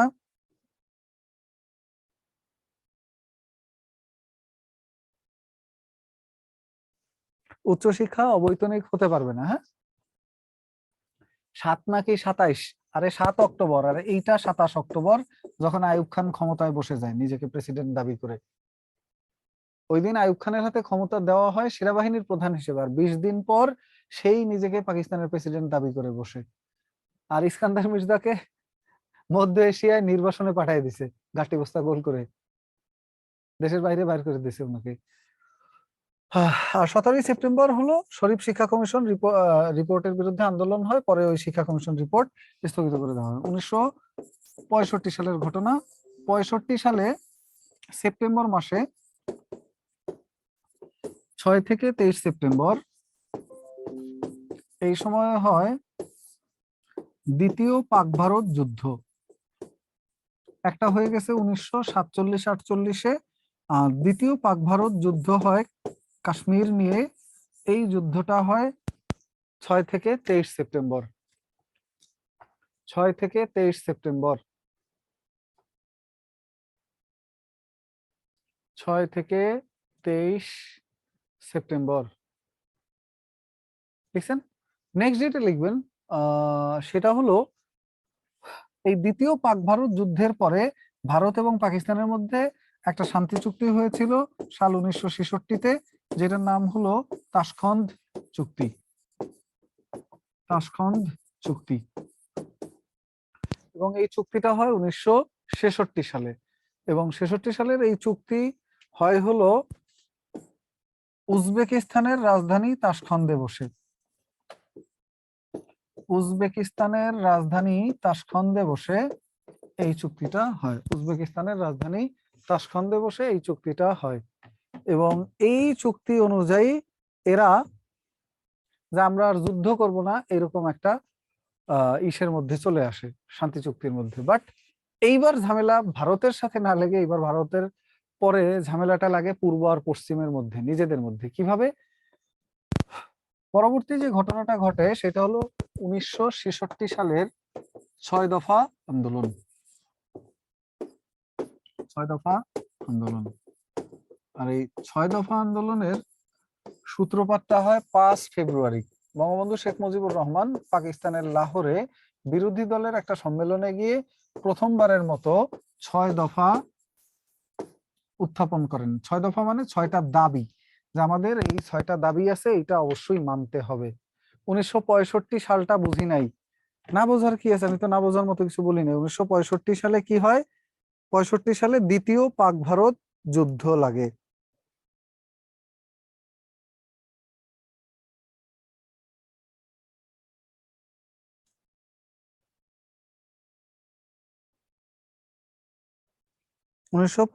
সালে দ্বিতীয় পাক ভারত যুদ্ধ লাগে। ওকে। আর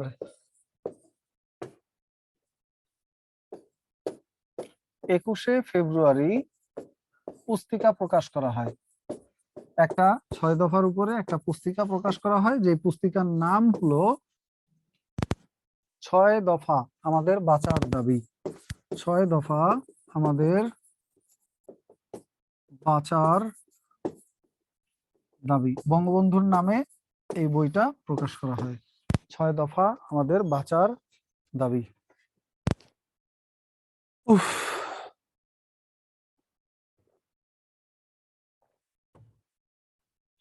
যখন আপনি ঘুমাইবেন না, সেই না ঘুমানোর কারণে ডিহাইড্রেট হওয়া ঠেকাইতে কি পরিমাণ পানি খাইতে হয়, কারণ পানি শুকায় যায় একটু পর পর ঘুম কম হলে।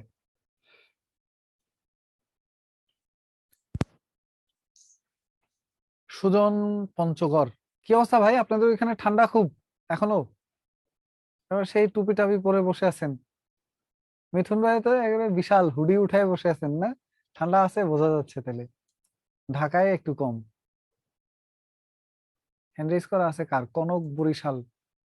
জি আপু বলেন। আসসালামু আলাইকুম স্যার। ওয়ালাইকুম আসসালাম, জি বলেন। স্যার শুধু আপনার জন্যই ভর্তি হয়েছি, কিন্তু অথচ আপনার ক্লাসই পাচ্ছি না স্যার, এটা আরে, সবচেয়ে বড় দুঃখের বিষয় শুধু স্যার। আমার জন্য ভর্তি হয়েছেন সেটা না, আমরা সবাই চেষ্টা করতেছি, সব স্যাররাই চেষ্টা করছি যে যাতে আপনারা একটা ভালো ফলাফল করেন, আপনারা পাশ করে আসেন। আর স্যার আমার রিলেটিভ হচ্ছে আপনার কলিগ আফজাল হোসেন শোভন, তার কাছ থেকে অনেক খোঁজ খবর আপনারটা রাখি স্যার। উনি এখন সম্ভবত মির্জাগঞ্জে আছে। ও আচ্ছা। আপনার সাথে একসাথে ক্যাডার হয়েছে উনিও এবার আচ্ছা, 43-এ। স্যার এখন আপনার কাছে একটাই দাবি, আপনি যতটুকু পারবেন শুক্র শনিবারে আমাদের হচ্ছে ক্লাস নেবেন স্যার। জি ঠিক আছে ইনশাল্লাহ। আর স্যার আমার বাসা হচ্ছে বরিশালের বাকেরগঞ্জে, জি আপনার দেশের লোক তো, এতটুকুই দাবি আপনার কাছে। ঠিক আছে ইনশাল্লাহ, দাবি দাওয়া পূরণ করা হবে। সামনের ভোটে আমি জিতলে দাবি দাওয়া সব পূরণ করে দেবো ইনশাল্লাহ। অসংখ্য ধন্যবাদ। ঠিক আছে, থাকেন। তো এরপরের যেটা আছে 6 দফা আমাদের বাঁচার দাবি, এই পুস্তিকা প্রকাশের পরে এখানে আরেকটা তারিখ লিখবেন, সেটা হলো 23শে মার্চ আনুষ্ঠানিকভাবে 6 দফা উত্থাপন করেন বঙ্গবন্ধু শেখ মুজিবুর রহমান, এবং এইটাও লাহোরে। আনুষ্ঠানিকভাবে 6 দফা উত্থাপন করেন বঙ্গবন্ধু শেখ মুজিবুর রহমান, এবং 6 দফা উত্থাপন করছেন দুইবারই লাহোরে। লাহোরে বঙ্গবন্ধু 6 দফা দাবি উত্থাপন করেন। এটা কয় দফা দাবি ছিল না আপুর এই দাবি? 1 দফা 1 দাবি।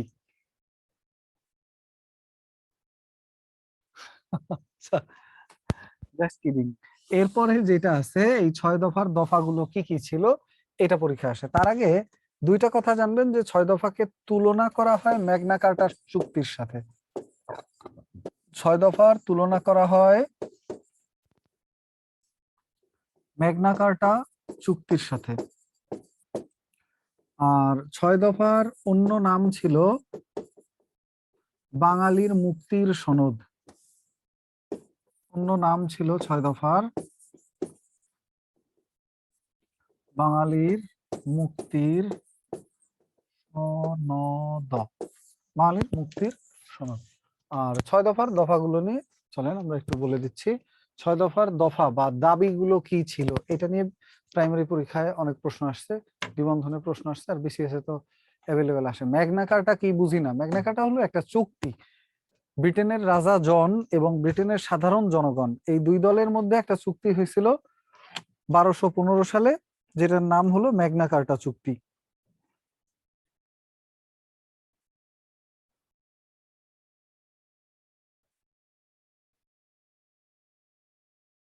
আর এই ম্যাগনা কার্টা চুক্তি, জাস্ট মিনিট, আমি একটু পরে ফিরছি, একটু আমাকে একটু সময় দেন। একটু সময় দেন আমাকে, জাস্ট আমি ফিরছি।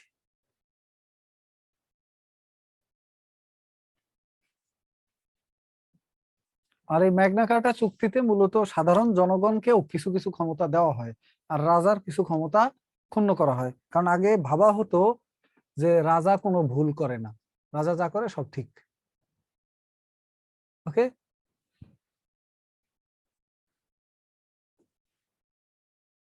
এরপরে আসেন, এই চুক্তিটার সাথে তুলনা করা হয় আমাদের 6 দফা যে দাবি দেওয়া এইটাকে। 6 দফার দফাগুলো কি কি ছিল? দফা সমূহ: ক বা 1 নাম্বার, প্রাদেশিক স্বায়ত্তশাসন, যা আমাদের দেশ আমরাই চালাবো। শুধু আমাদের বিদেশি সম্পর্ক এবং আমাদের প্রতিরক্ষা, এই দুইটা ব্যাপার দেখবে পশ্চিমারা অর্থাৎ কেন্দ্রীয় সরকার, আর বাদ বাকি আমাদের যা নিয়ম কানুন পলিসি সব আমাদেরটা আমরাই দেখব। এটাকে বলা হয় প্রাদেশিক স্বায়ত্তশাসন। 2 নম্বরে বলা হয় প্রদেশগুলোর ক্ষমতা, অর্থাৎ কেন্দ্রের হাতে কি ক্ষমতা থাকবে আর প্রদেশের হাতে কি কি ক্ষমতা থাকবে, ক্ষমতার বন্টন সম্পর্কে। 3 নম্বরে মুদ্রা ব্যবস্থা সংক্রান্ত, দুই পাকিস্তানের মধ্যে দুইটা আলাদা আলাদা মুদ্রা চালু করতে হবে, অথবা যদি একই মুদ্রা চালু থাকে আমাদের পাকিস্তান থেকে যেন টাকা চুরি করে তোমাদের পাকিস্তানে না নিয়ে যাও, আমাদের কষ্টের পাট বেচা টাকা, সেটা এনশিওর বা নিশ্চিত করতে হবে। আমাদের কষ্টের পাট বেচা টাকা তোমাদের এই জায়গায় নেওয়া যাবে না, এটা করা হয়। আর 4 নম্বরে কর, রাজস্ব ও খাজনা আদায় আমাদেরটা আমরা নিজেরাই করব, আর আমরা আদায় করার পরে এটার একটা অংশ আমরা কেন্দ্রকে দিয়ে দিব। আমাদের কর, রাজস্ব, খাজনা আদায় আমাদেরটা আমরা নিজেরাই করব এবং এটার একটা অংশ আমরা অবশ্যই কেন্দ্রকে দিয়ে দিব। এরপরে বৈদেশিক বাণিজ্য আমাদেরটা আমরা নিজেরাই করব। বৈদেশিক বাণিজ্য সংক্রান্ত, যে আমাদের বৈদেশিক বাণিজ্য আমরা নিজেরাই করব, বিদেশের সাথে পাট বা অন্যান্য জিনিসপত্র কেনা বেচার যে ব্যাপারটা, কেন্দ্রকে এই কেনা বেচার একটা অংশ আমরা দিব। কেন্দ্রকে এই কেনা বেচার একটা অংশ আমরা দিয়ে দিব, ব্যাস এইটুকুই।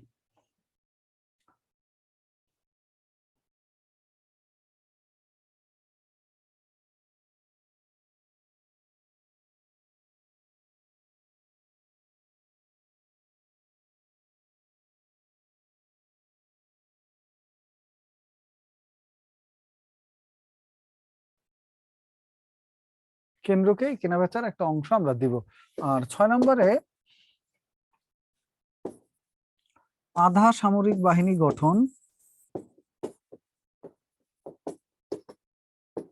আধা সামরিক বাহিনী গঠন, যা আমরা আমাদের নিজেদের রক্ষার জন্য বা নিজেদের সীমান্ত রক্ষার জন্য একটা বাহিনী গঠন করবো, আধা সামরিক বাহিনী, যারা সামরিক বাহিনী না, মিলিটারির মতো ট্যাঙ্ক, কামান, সাজোয়াজান এগুলো না থাকলেও চলবে, কিন্তু দেশ রক্ষায় যতটুকু অস্ত্র প্রয়োজন, সেমি হেভি মেশিন গানস যেগুলো আছে ওই ধরনের অস্ত্রপাতি নিয়ে একটা বাহিনী গঠন করব। ওকে, তো এখানে বিষয়টা হলো যেমন আমাদের বিজিবি, এরা সেনাবাহিনীর মতো অত ভারী অস্ত্র শস্ত্র নাই, বাট দেশ রক্ষায় যা লাগে সব তাদের কাছে আছে, এটাকে বলা হয় আধা সামরিক বাহিনী। এগুলো সিরিয়াল বজায় রেখেই মনে রাখতে হবে। হ্যাঁ, কারণ পরীক্ষার প্রশ্ন এরকমও আসছে যে মুদ্রা ব্যবস্থা সংক্রান্ত বিষয়টি 6 দফার কত নং দফায় বলা আছে, অথবা এরকম প্রশ্ন বেশি আসছে যে 6 দফায় অর্থনীতি সংক্রান্ত দফা কতটি, এই প্রশ্নটাই সবচেয়ে বেশি বার আসছে। এবং এখানে আসতে পারে 6 দফায় কেন্দ্রের কতটি ক্ষমতার কথা বলা হয়েছে। আর একটা প্রশ্ন আসছে 6 দফায় অন্তর্ভুক্ত ছিল না কোনটি। এ ভাই আপনি পারেন কেমনে, আপনার নাম কি? MI A2, টুপি মাথায়, কালো, সুন্দর, আবার একটা রেখাও আছে ডোরা কাটা, ওই যে আপনার কি কালারের, পিঙ্ক কালারের সুন্দর জামা পরা একটা, আপনি শুয়ে শুয়ে কেন বলেন তো? এরকম গালে হাত দিয়ে শুয়ে থাকলে কি লাভ হবে? খাতায় লিখছেন কিছু দেখি, খাতায় খাতায় লিখছেন কিছু? হ্যাঁ লিখে রাখেন, লিখলে কনসিকুয়েন্টলি মনে থাকবে ভালো, তখন শুধু দেখলেই হবে। ওকে, পুলিশ বাহিনী হলো আইন শৃঙ্খলা রক্ষাকারী বাহিনী। এটা মনে রাখার জন্য কি করবেন? মনে রাখার জন্য করবেন হলো পাপ মুক্ত বাসা। বাসাকে পাপ মুক্ত করবেন। পয়াকারে পা, প্রাদেশিক স্বায়ত্তশাসন, পতে প্রদেশগুলোর ক্ষমতা, এই হলো পাপ। আর মুতে মুদ্রা ব্যবস্থা, এই হলো মু। আর এই করের ক, শুধু মুখ লিখলে তো মনে থাকবে না, এই জন্য লিখবেন মুক্ত, পাপ মুক্ত। আর বৈদেশিক বাণিজ্যর বা, সামরিক বাহিনীর সা, বাণিজ্য আর সামরিক বাহিনী অর্থাৎ ভাষা, পাপ মুক্ত ভাষা। এখানে দেখেন কনসিকুয়েন্টলি প্রত্যেকটা শব্দ আছে। পাতে প্রাদেশিক স্বায়ত্তশাসন। সংকলন কি বুঝিনি আবার? সংকলন আবার কি? কোথার সংকলন? ও ওই যে ওইখানে লিখে আসছি, সংকলন মানে হলো বিভিন্ন গান, গল্প, কবিতা এটাকে জমা করা একত্রে, এটাকে বলা হয় সংকলন।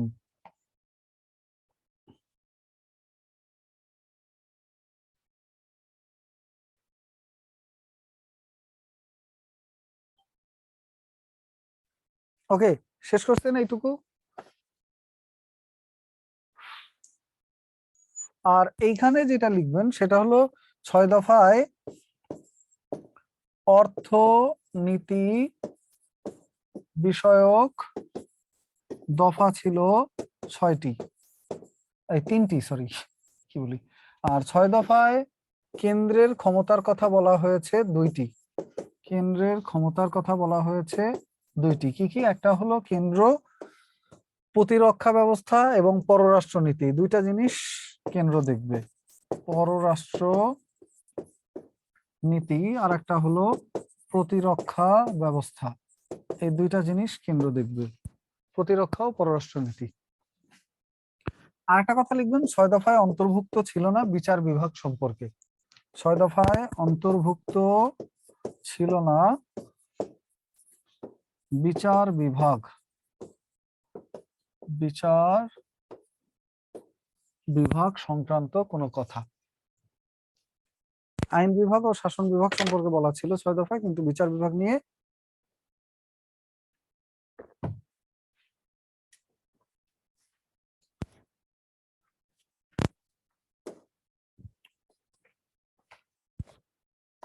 লিখছেন। নেক্সট আসেন, 1968 সালে হয় আগরতলা ষড়যন্ত্র মামলা। আগরতলা ষড়যন্ত্র মামলা একটা ভাষণ আগেই দিয়ে রাখি। যদি এরকম হয় যে আমি দেশ স্বাধীন করতে পারি নাই, আমি স্বাধীনতার ঘোষণা দিয়ে দেব, দেশ আপনারা স্বাধীন করে নেবেন, তাই না? বুঝেন নাই মনে হয় ব্যাপারটা, বুঝছেন না বুঝেন নাই? কারণ পরের ঘটনাগুলোর সাথে আপনারা কম বেশি সুন্দরভাবে পরিচিত। আর এই ঘটনাগুলো ছিল ম্যাক্সিমামই আননোন এবং এইভাবে কনসিকুয়েন্টলি গোছানো, অন্য বইতে আপনারা হয়তো বা পড়েন না। আনমিউট করা আছে সবাইকে, কি বলেন একযোগে সবাই? স্বাধীনতার ঘোষণা দিয়ে দিলে দেশ স্বাধীন করে নিতে পারবেন না? স্যার দোয়া করেন স্যার। ইনশাল্লাহ। 7ই মার্চের পরের ঘটনা প্রবাহ কম বেশি আপনারা সবাই জানেন। স্যার একটু তাড়াতাড়ি করেন, সময় নষ্ট না করেন। আচ্ছা, ইনশাআল্লাহ স্যার। স্যার, কিন্তু আমার স্যার একটু ছাত্রদের দোয়া করবেন মতো স্যার। আপনার মতো হ্যাঁ, একজন থাকতে বুঝছি। বন্দুক লাগবে?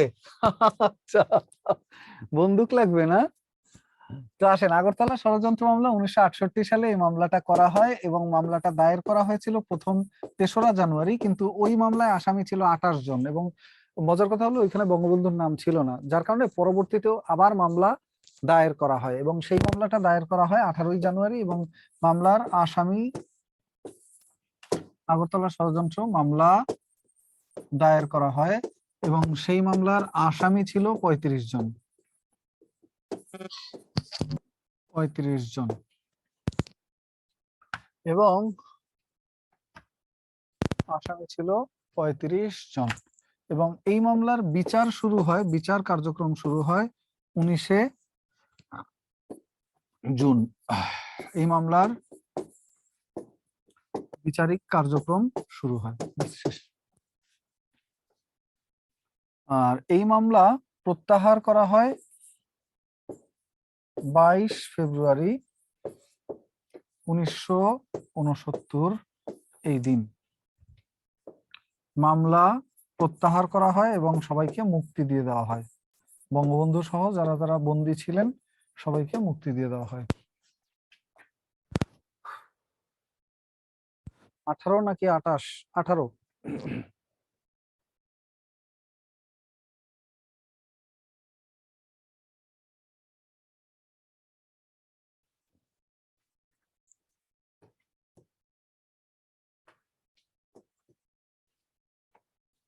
22 ফেব্রুয়ারি 1969 এই মামলাটা প্রত্যাহার করে নেওয়া হয়।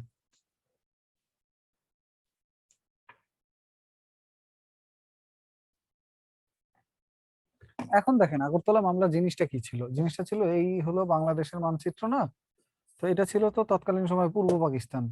এইখানে জায়গাটা হলো ত্রিপুরার রাজধানী আগরতলা, ত্রিপুরা রাজ্য ভারতের, ওটার রাজধানী আগরতলা। ওইখানে বসে বলা হয়েছে যে ওইখানে বসে বঙ্গবন্ধু এবং তার যারা সাঙ্গপাঙ্গ আছে এরা পূর্ব পাকিস্তানকে পশ্চিম পাকিস্তান থেকে আলাদা করার, পূর্ব পাকিস্তানকে পশ্চিম পাকিস্তান থেকে আলাদা করার একটা চক্রান্ত করছে, এই কথা বলা হয়।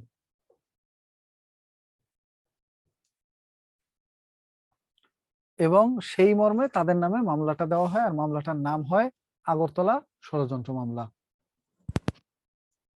ঘটনা কিন্তু আসলে সত্য ছিল, মামলার যে ঘটনা এজাহারে যা যা বলা হয়েছে ঘটনা সত্য ছিল। এবং এই মামলায় বঙ্গবন্ধুর আইনজীবী ছিল 2 জন, এটা প্রশ্ন আসছিল প্রাইমারি পরীক্ষায়। বঙ্গবন্ধুর আইনজীবী ছিল 2 জন, একজনের নাম হলো আব্দুস সালাম, অ্যাডভোকেট আব্দুস সালাম। আর উনি যখন পারেনি সামলাইতে তখন 26 জুলাই নিয়ে আসা হয় লন্ডনের বিজ্ঞ আইনজীবী টমাস উইলিয়ামসকে, ব্যারিস্টার টমাস উইলিয়ামস। এই পর্যন্তই শেষ। টমাস উইলিয়ামস, ওনাকে আনা হয় লন্ডন থেকে, ব্রিটেনের রানীর পক্ষ থেকে ওনাকে পাঠানো হয়েছিল। আগরতলা বলা হয় কেন? আগরতলা জায়গার নাম, এটা রাজধানী, ভারতের একটা রাজ্য যার নাম ত্রিপুরা রাজ্য, এই রাজ্যের রাজধানীর নাম আগরতলা।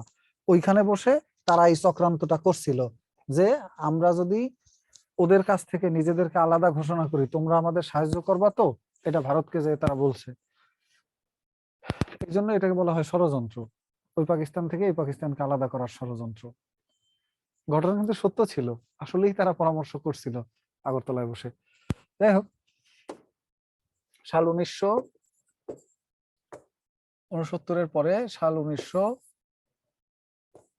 68 পরে 1969, এই বছরে হয়েছিল 69-এর গণ অভ্যুত্থান। গণ অভ্যুত্থান জিনিসটা কি একটু বুঝাই বলছি। গণ অভ্যুত্থানটা হলো 1969 সালের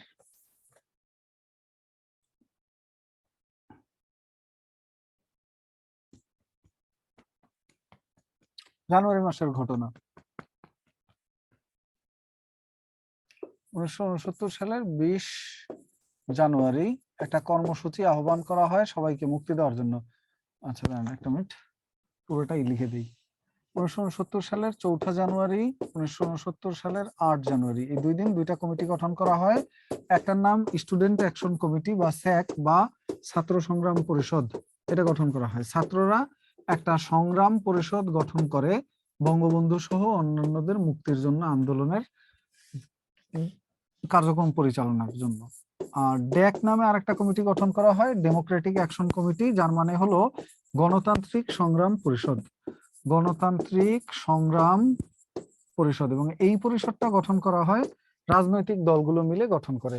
আর এরা সরকারকে দাবি দেয় 11 দফা, আর এরা সরকারকে দাবি দেয় 8 দফা, যে মুক্তি চাই, না দিলে আমরা এই করব, এটা আমাদের মানতে হবে। আর এরপরে এরা 20 জানুয়ারি একটা হরতাল ডাকে, আর সেই হরতালে পুলিশ গুলি চালায়। এরা হরতাল ডাকলে সরকার 144 ধারা জারি করে, আর এরা সেই 144 ধারা ভাঙলে সরকার গুলি চালানোর নির্দেশ দেয়। ফলে 20 জানুয়ারি ছাত্রনেতা আসাদুজ্জামান শহীদ হন পুলিশের গুলিতে। আসাদুজ্জামান শহীদ হন।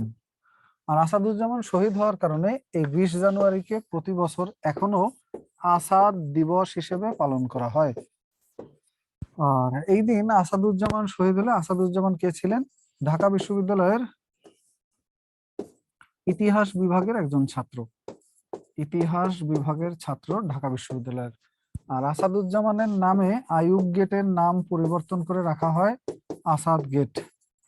আইয়ুব গেট এই নামটা পরিবর্তন করে রাখা হয় আসাদ গেট। পরীক্ষায় প্রশ্ন আসতে পারে যে আইয়ুব গেট নামটি কোন আন্দোলনের সাথে, মানে আসাদ গেট এই নামটি কোন আন্দোলনের সাথে সম্পৃক্ত। আসাদ গেট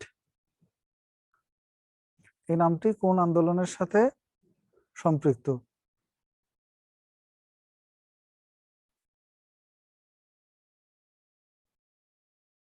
দেখছেন, আসাদ গেট নামটি হলো এই গণ অভ্যুত্থানের সাথে জড়িত। 20 জানুয়ারির পরের ঘটনা ঘটে 24 জানুয়ারি, আবারও হরতাল ডাকে এই সংগ্রাম পরিষদওয়ালারা, এবং এই 24 জানুয়ারি পুলিশ আবারও গুলি চালায়, এবং এই দিন পুলিশের গুলিতে মতিউর রহমান শহীদ হন। নবকুমার ইনস্টিটিউটের ছাত্র মতিউর রহমান শহীদ হয়। আর এইটাও ছিল মোটামুটি জনগণের স্বতঃস্ফূর্ত একটা আন্দোলন, সবাই সদল বলে রাস্তায় নেমে আসার। এই জন্য এই 24 জানুয়ারিকে পালন করা হয় গণ অভ্যুত্থান দিবস হিসেবে। গণ অভ্যুত্থান দিবস হিসেবে, অর্থাৎ জনগণের স্বতঃস্ফূর্ত অংশগ্রহণে যে অভ্যুত্থান বা আন্দোলন হয় তাকে বলা হয় গণ অভ্যুত্থান। ওকে, লিখছেন? দেন 24 জানুয়ারির পরের ঘটনাটা ঘটে ফেব্রুয়ারি মাসে। ফেব্রুয়ারি মাসের ঘটনাটা হলো 15ই ফেব্রুয়ারি এই দিন। 15ই ফেব্রুয়ারি এই দিন কি হয়? 15ই ফেব্রুয়ারি এই মামলার অন্যতম একজন আসামি সার্জেন্ট জহুরুল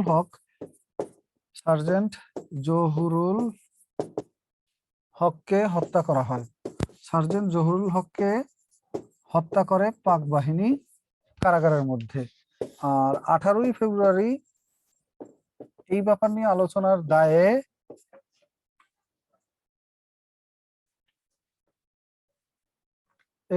আলোচনার দায়ে রাজশাহী বিশ্ববিদ্যালয়ের অধ্যাপক শামসুজ্জোহাকে হত্যা করে পাক বাহিনী ক্যাম্পাসের মধ্যেই।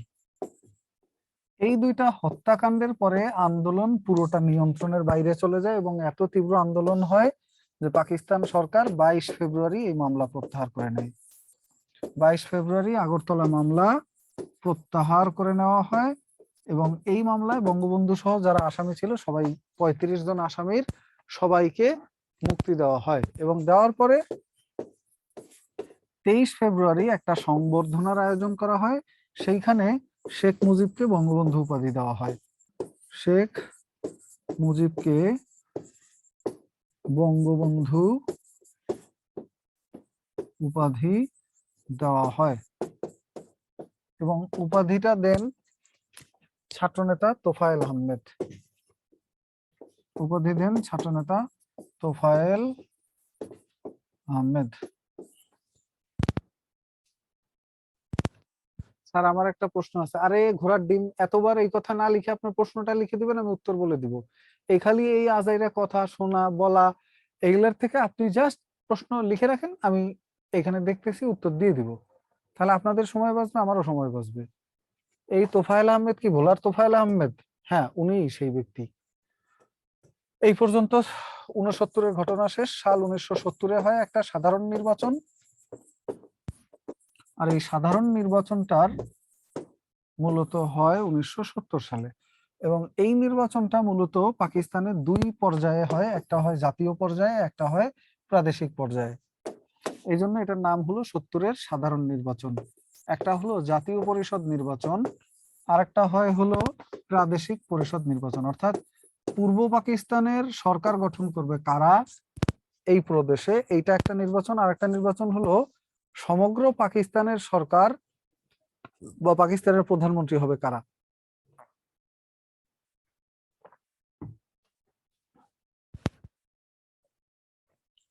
জাতীয় পরিষদের ইলেকশনে আসন সংখ্যা ছিল 313, প্রাদেশিক পরিষদের ইলেকশনে আসন সংখ্যা ছিল 310। জাতীয় পরিষদে 2 ভাগে ভাগ করা ছিল, 144 আসন ছিল পশ্চিম পাকিস্তানের জন্য, আর পূর্ব পাকিস্তানের জন্য আসন ছিল 169 আসন, আর এই পাশে ছিল 144 আসন। এরপর দেখেন এই 144 আসনের মধ্যে 144 আসনের মধ্যে 0 আসন পায় আওয়ামী লীগ। আর এই 169 আসনের মধ্যে 167 আসন পূর্ব পাকিস্তানের লাভ করে আওয়ামী লীগ।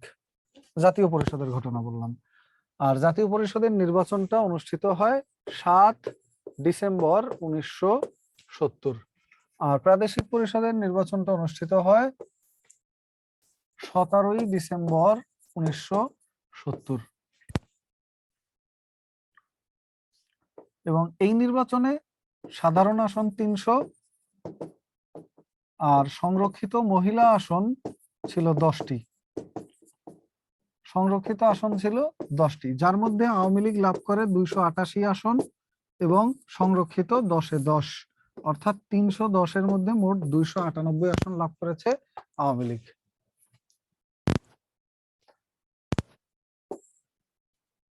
শেষ। এই পর্যন্ত শেষ। দেন আসেন এই নির্বাচনে তাহলে কে জিতলো? আওয়ামী লীগ। কারণ এইখানে 313 আসনের মধ্যে 167টা আসন লাভ করছে, আর ওইখানে 310 আসনের মধ্যে লাভ করছে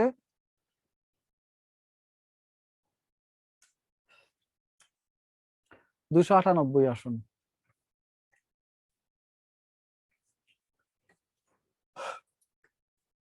ওকে, নেক্সট এইবার আসেন 1971 সালের ঘটনা। এখন যেহেতু আওয়ামী লীগ জিতছে তাকে ক্ষমতা ছেড়ে দেওয়া লাগবে, আর সেই হিসেবে কথা ছিল 1 মার্চ ক্ষমতা ছেড়ে দেওয়ার, কিন্তু 1 মার্চে অনির্দিষ্টকালের জন্য গণপরিষদ সভা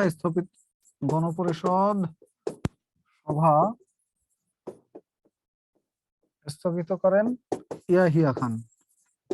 কারণ হলো ওই যে গণ অভ্যুত্থানের পরে আইয়ুব খানের ক্ষমতা ছাড়া লাগছে। 25 মার্চ 1969 তিনি ক্ষমতা ছেড়ে দেন এবং ক্ষমতা দিয়ে যান সেনাবাহিনীর প্রধান ইয়াহিয়া খানের হাতে।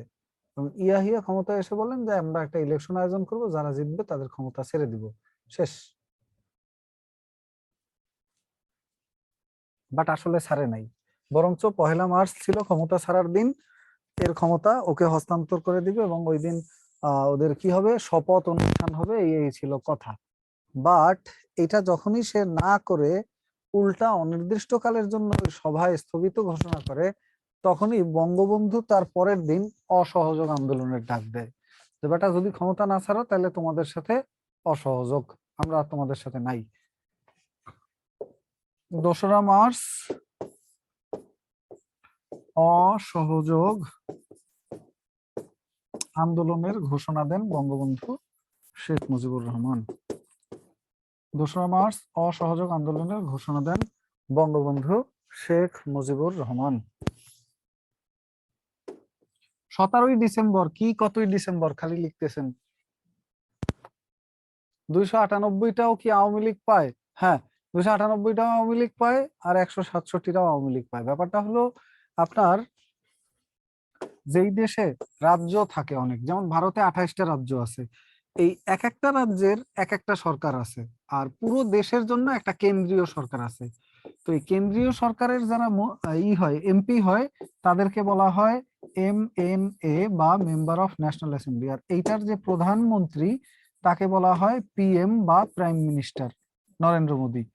আর এই প্রদেশগুলোর যারা এমপি হয় তাদেরকে বলা হয় MLA, member of legislative assembly বা আইনসভা সদস্য। এরা থাকে শুধু প্রদেশের ক্ষমতায়। আর এদের যিনি প্রধান তাকে বলা হয় CM বা চিফ মিনিস্টার, বাংলায় বলে মুখ্যমন্ত্রী। এরকম 28টা প্রদেশে 28 জন মুখ্যমন্ত্রী আছে। আর পুরো দেশটার জন্য একজন মন্ত্রী, প্রধানমন্ত্রী নরেন্দ্র মোদী।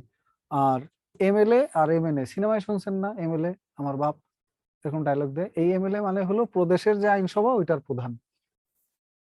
তো দুইটা নির্বাচনই একই সাথে হয় বিধায় ওই নির্বাচনটার নাম ছিল সাধারণ পরিষদ নির্বাচন। অর্থাৎ দুইটা নির্বাচন আলাদা আলাদা, একটা হলো পুরা দেশের জন্য আইনসভার নির্বাচন আর একটা হলো প্রদেশের যে আইনসভা ওইটার নির্বাচন। দুইটাই আওয়ামী লীগ জয়লাভ করে। আর এই জন্যই যখন ক্ষমতা দেয় নাই 2 মার্চ বঙ্গবন্ধু অসহযোগ আন্দোলনের ঘোষণা দেয়, এরপরে ৩রা মার্চ, এটা সারা দেশব্যাপী অসহযোগ আন্দোলন কার্যকর হয়। স্যার, টিক্কা ইয়াহিয়া খান কি একই জন? না না, টিক্কা খান একজন, ইয়াহিয়া খান আবার আরেকজন। টিক্কা খান ছিলেন পাকিস্তানের গভর্নর, নিয়োগ করা হয় তাকে। ২রা মার্চের পরে এই টিক্কা খানকে গভর্নর নিয়োগ করা হয়, যে ক্ষমতা আসলে আমরা কাউকে দিচ্ছি না, ক্ষমতা থাকবে সেনাবাহিনীর হাতে আপাতত। দেশের পরিস্থিতি এখন খারাপ, পরিস্থিতি ভালো হলে আমরা নির্বাচিত সরকারের হাতে ক্ষমতা ছাড়বো। এটা ছিল পুরো একটা তালবাহানা, ভুয়া কথা। ওদের আসলে ইচ্ছা ছিল না ক্ষমতা আমাদের হাতে দেওয়ার। আর ওইখান থেকেই মূলত ঝামেলাটার সূত্রপাত হয়েছে এবং আমরা স্বাধীন হয়ে গেছি। এই ছিল ওইখানকার মোটামুটি ঘটনা মার্চের। ওকে, লিসেন। এরপরে ৩রা মার্চে স্বাধীনতার ইশতেহার ঘোষণা করে ছাত্র সংগ্রাম পরিষদ। স্বাধীনতার ইশতেহার ঘোষণা করে ছাত্র সংগ্রাম পরিষদ। এবং স্বাধীনতার ইশতেহার মানে কি, যে যদি আমরা স্বাধীন হই তাহলে আমাদের কি কি হবে, জাতির পিতা কে হবে, জাতীয় ফুল কি হবে, জাতীয় গান কি হবে, এই হাবিজাবি সব আগে ঠিক করে রাখছে। আর এই ইশতেহার পাঠ করেন ছাত্রনেতা শাহজাহান সিরাজ। স্বাধীনতার ইশতেহার পাঠ করেন শাহজাহান সিরাজ।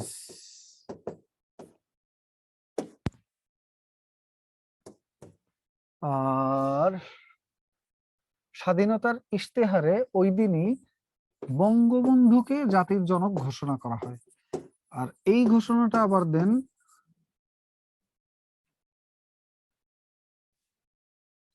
বঙ্গবন্ধুকে জাতির জনক ঘোষণা দেওয়া হয়, আর এটা ঘোষণা দেন আসম আব্দুর রব। আসম আব্দুর রব। ও, আপনাদের কি এন্টিনার বাইরে দিয়ে যায় নাকি এন্টিনা আটকাচ্ছে পড়াশোনা?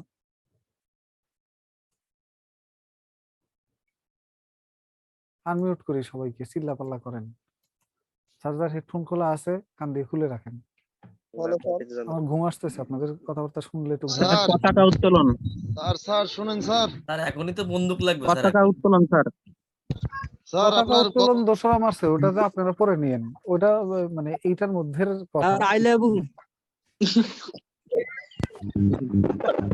আর আপনি এন্টারটেইনমেন্ট কোথায় পান? আমিও আই লাভ ইউ আপনাদের সবাইকে। ২রা মার্চ হলো স্যার প্রথম জাতীয় পতাকা উত্তোলন করেন কলা ভবনের সামনে। ঢাকা বিশ্ববিদ্যালয় কলা ভবনের সামনে, কলা ভবন ঢাবি। আর আমাদের রেকর্ড ক্লাসগুলো যাতে মিনিমাম 3 মাস রাখে অ্যাপসে। আসম আব্দুর রব। স্যার জয় বাংলা। প্রথম বাংলাদেশের পতাকা উত্তোলন করেন আসম আব্দুর রব। আর আমার একটা উনি এটা অনুরোধ, উত্তোলন আমাদের করেন রেকর্ড ঢাকা ক্লাসগুলো যাতে বিশ্ববিদ্যালয়ের অ্যাপসে কলা ভবনের সামনে। ওকে, বন্ধ করে দেন না। এরপরে বলার কি আছে? সার্জেন্ট জহুরুল ইসলাম। আর যার যার বলার আছে, যা সব বলতে থাকেন।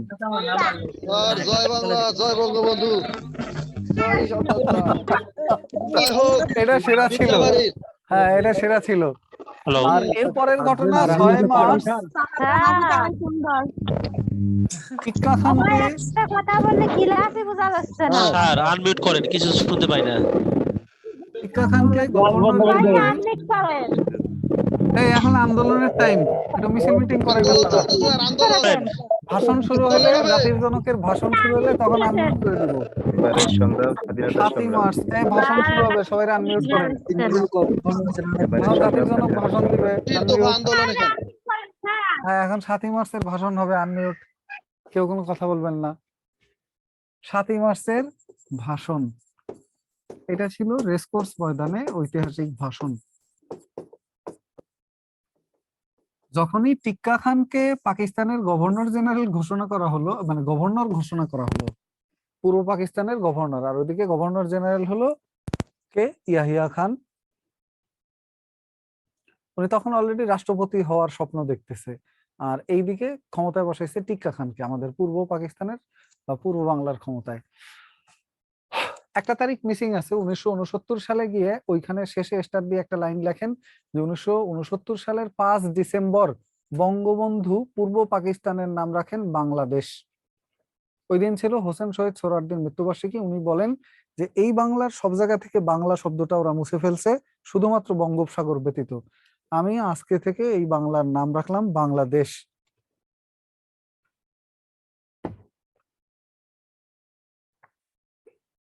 ওকে, দ্যাটস ইট। কত তারিখ? 5 ডিসেম্বর 1969 বঙ্গবন্ধু পূর্ব বাংলার নাম রাখেন বাংলাদেশ।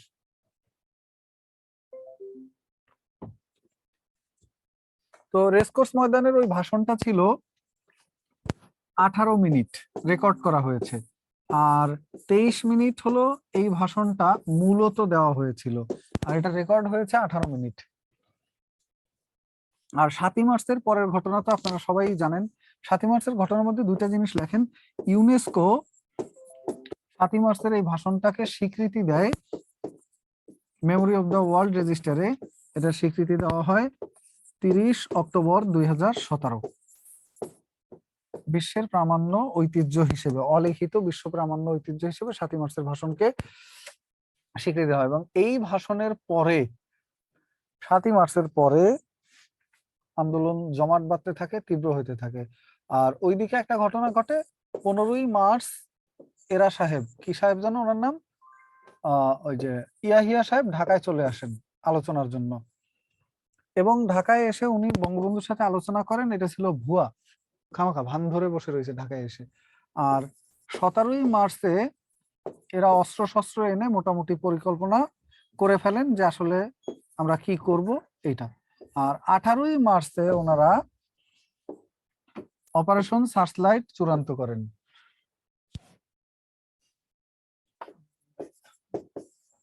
অপারেশন সার্চলাইট চূড়ান্ত করেন, এবং অপারেশন সার্চলাইট চূড়ান্ত হয়ে যাওয়া মানেই হলো এমভি সোয়াত নামে একটা জাহাজ আসে। স্যার আপনার কার্যকলাপ দেখে আমার আম্মু হাসছে, সবাইকে আনমিউট করেছেন দেখে। আচ্ছা, এখন ভাষণ বঙ্গবন্ধুর, এখন তো সবাই কথা বললে হবে না, বুঝলেন? গোল্লা তো একজনে বুঝে দিলেই হয়। সিগনেচারটা আপনারই লাগবে। এই 9 তারিখ জি, 9 এবং 10।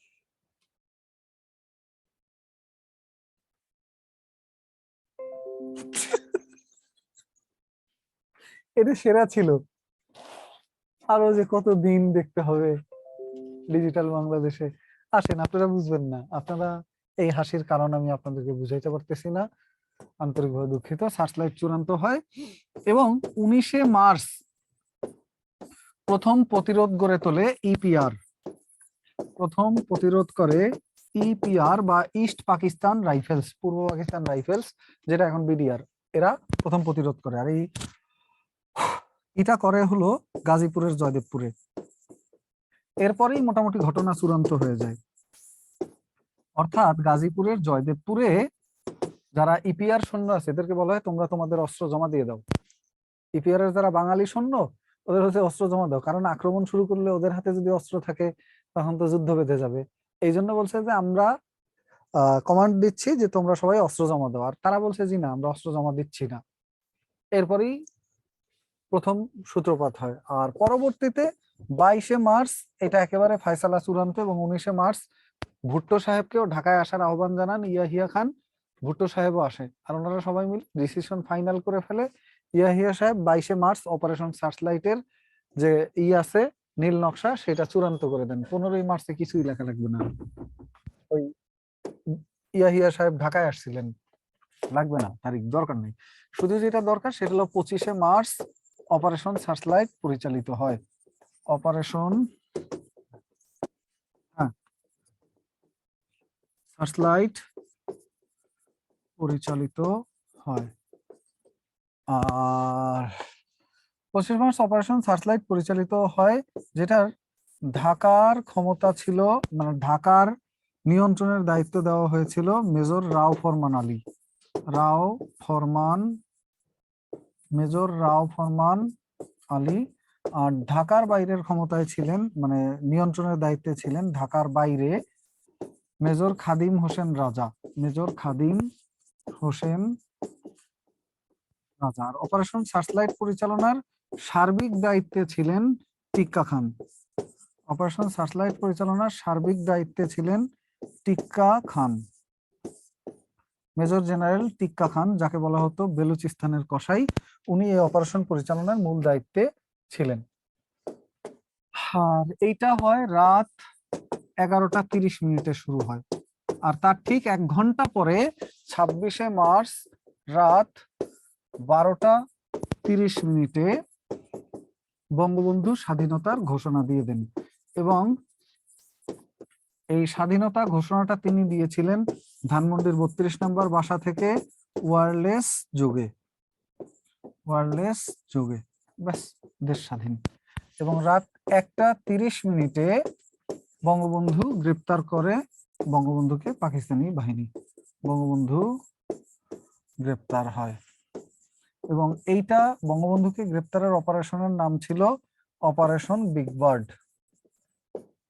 Operation big bird. এই ভালো কথা, আপনাদের তো স্বাধীনতার ঘোষণা দিয়ে দিলাম, এখন যুদ্ধ আপনারা করেন।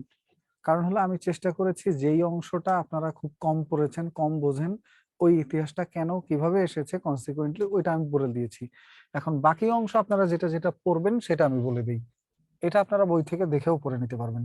26শে মার্চের পরে 27 মার্চ বঙ্গবন্ধুর পক্ষে স্বাধীনতার ঘোষণা দেয় জিয়াউর রহমান। আর 26শে মার্চ বঙ্গবন্ধুর পক্ষে স্বাধীনতার ঘোষণা দিয়েছিলেন চট্টগ্রামের আওয়ামী লীগ নেতা এম এ হান্নান কালুরঘাট বেতার কেন্দ্র থেকে। আর কালুরঘাট বেতারের নাম স্বাধীন বাংলা বেতার কেন্দ্র রাখা হয় 28শে মার্চ এবং পাকিস্তানি বাহিনী এটাকে বোমা হামলা করে ধ্বংস করে দেয় 30শে মার্চ। এই স্বাধীন বাংলা বেতার কেন্দ্র পরবর্তীতে আবার 25 জুলাই কলকাতার বালিগঞ্জে নতুন করে উদ্বোধন করা হয়। বালিগঞ্জ, কলকাতা। কলকাতা নতুন করে উদ্বোধন করা হয়। ব্যাস, এখানের ইতিহাস এটুকুই। তারপরে যেটা আছে আপনি পড়বেন 4 এপ্রিলের তেলিয়াপাড়া রণকৌশল, আপনি পড়বেন 10 এপ্রিল মুজিবনগর সরকারের গঠন, আপনি পড়বেন 17 এপ্রিল মুজিবনগর সরকারের শপথ গ্রহণ, আপনি পড়বেন জুন জুলাই আগস্ট 15ই আগস্টের অপারেশন জ্যাকপট, আপনি পড়বেন হলো 1 আগস্টের কনসার্ট ফর বাংলাদেশ, 15ই আগস্টের অপারেশন জ্যাকপট এবং 21 নভেম্বর যৌথ বাহিনী গঠন।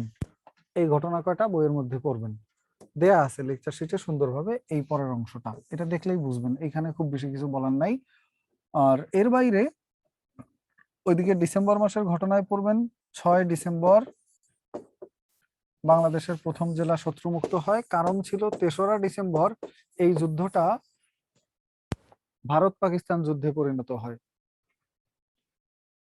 পাক ভারত মানে দুই পাকিস্তানের যুদ্ধ বাদ দিয়ে হয়ে যায় ভারত পাকিস্তান যুদ্ধ। আর এরপরে 14ই ডিসেম্বর বুদ্ধিজীবী হত্যাকাণ্ড, আর ফাইনালি 16ই ডিসেম্বরে গিয়ে দেশ চূড়ান্তভাবে স্বাধীন হয়।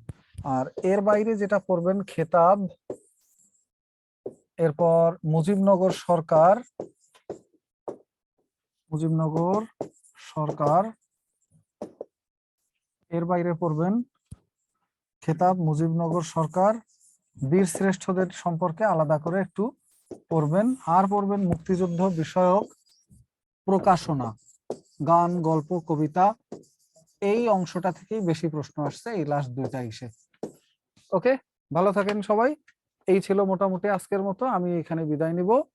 দেখা হবে আবারও। যারা লিখতে পারেননি সুন্দরভাবে একটা স্ক্রিনশট নিয়ে নেন। আমি এখানে আল্লাহ হাফেজ।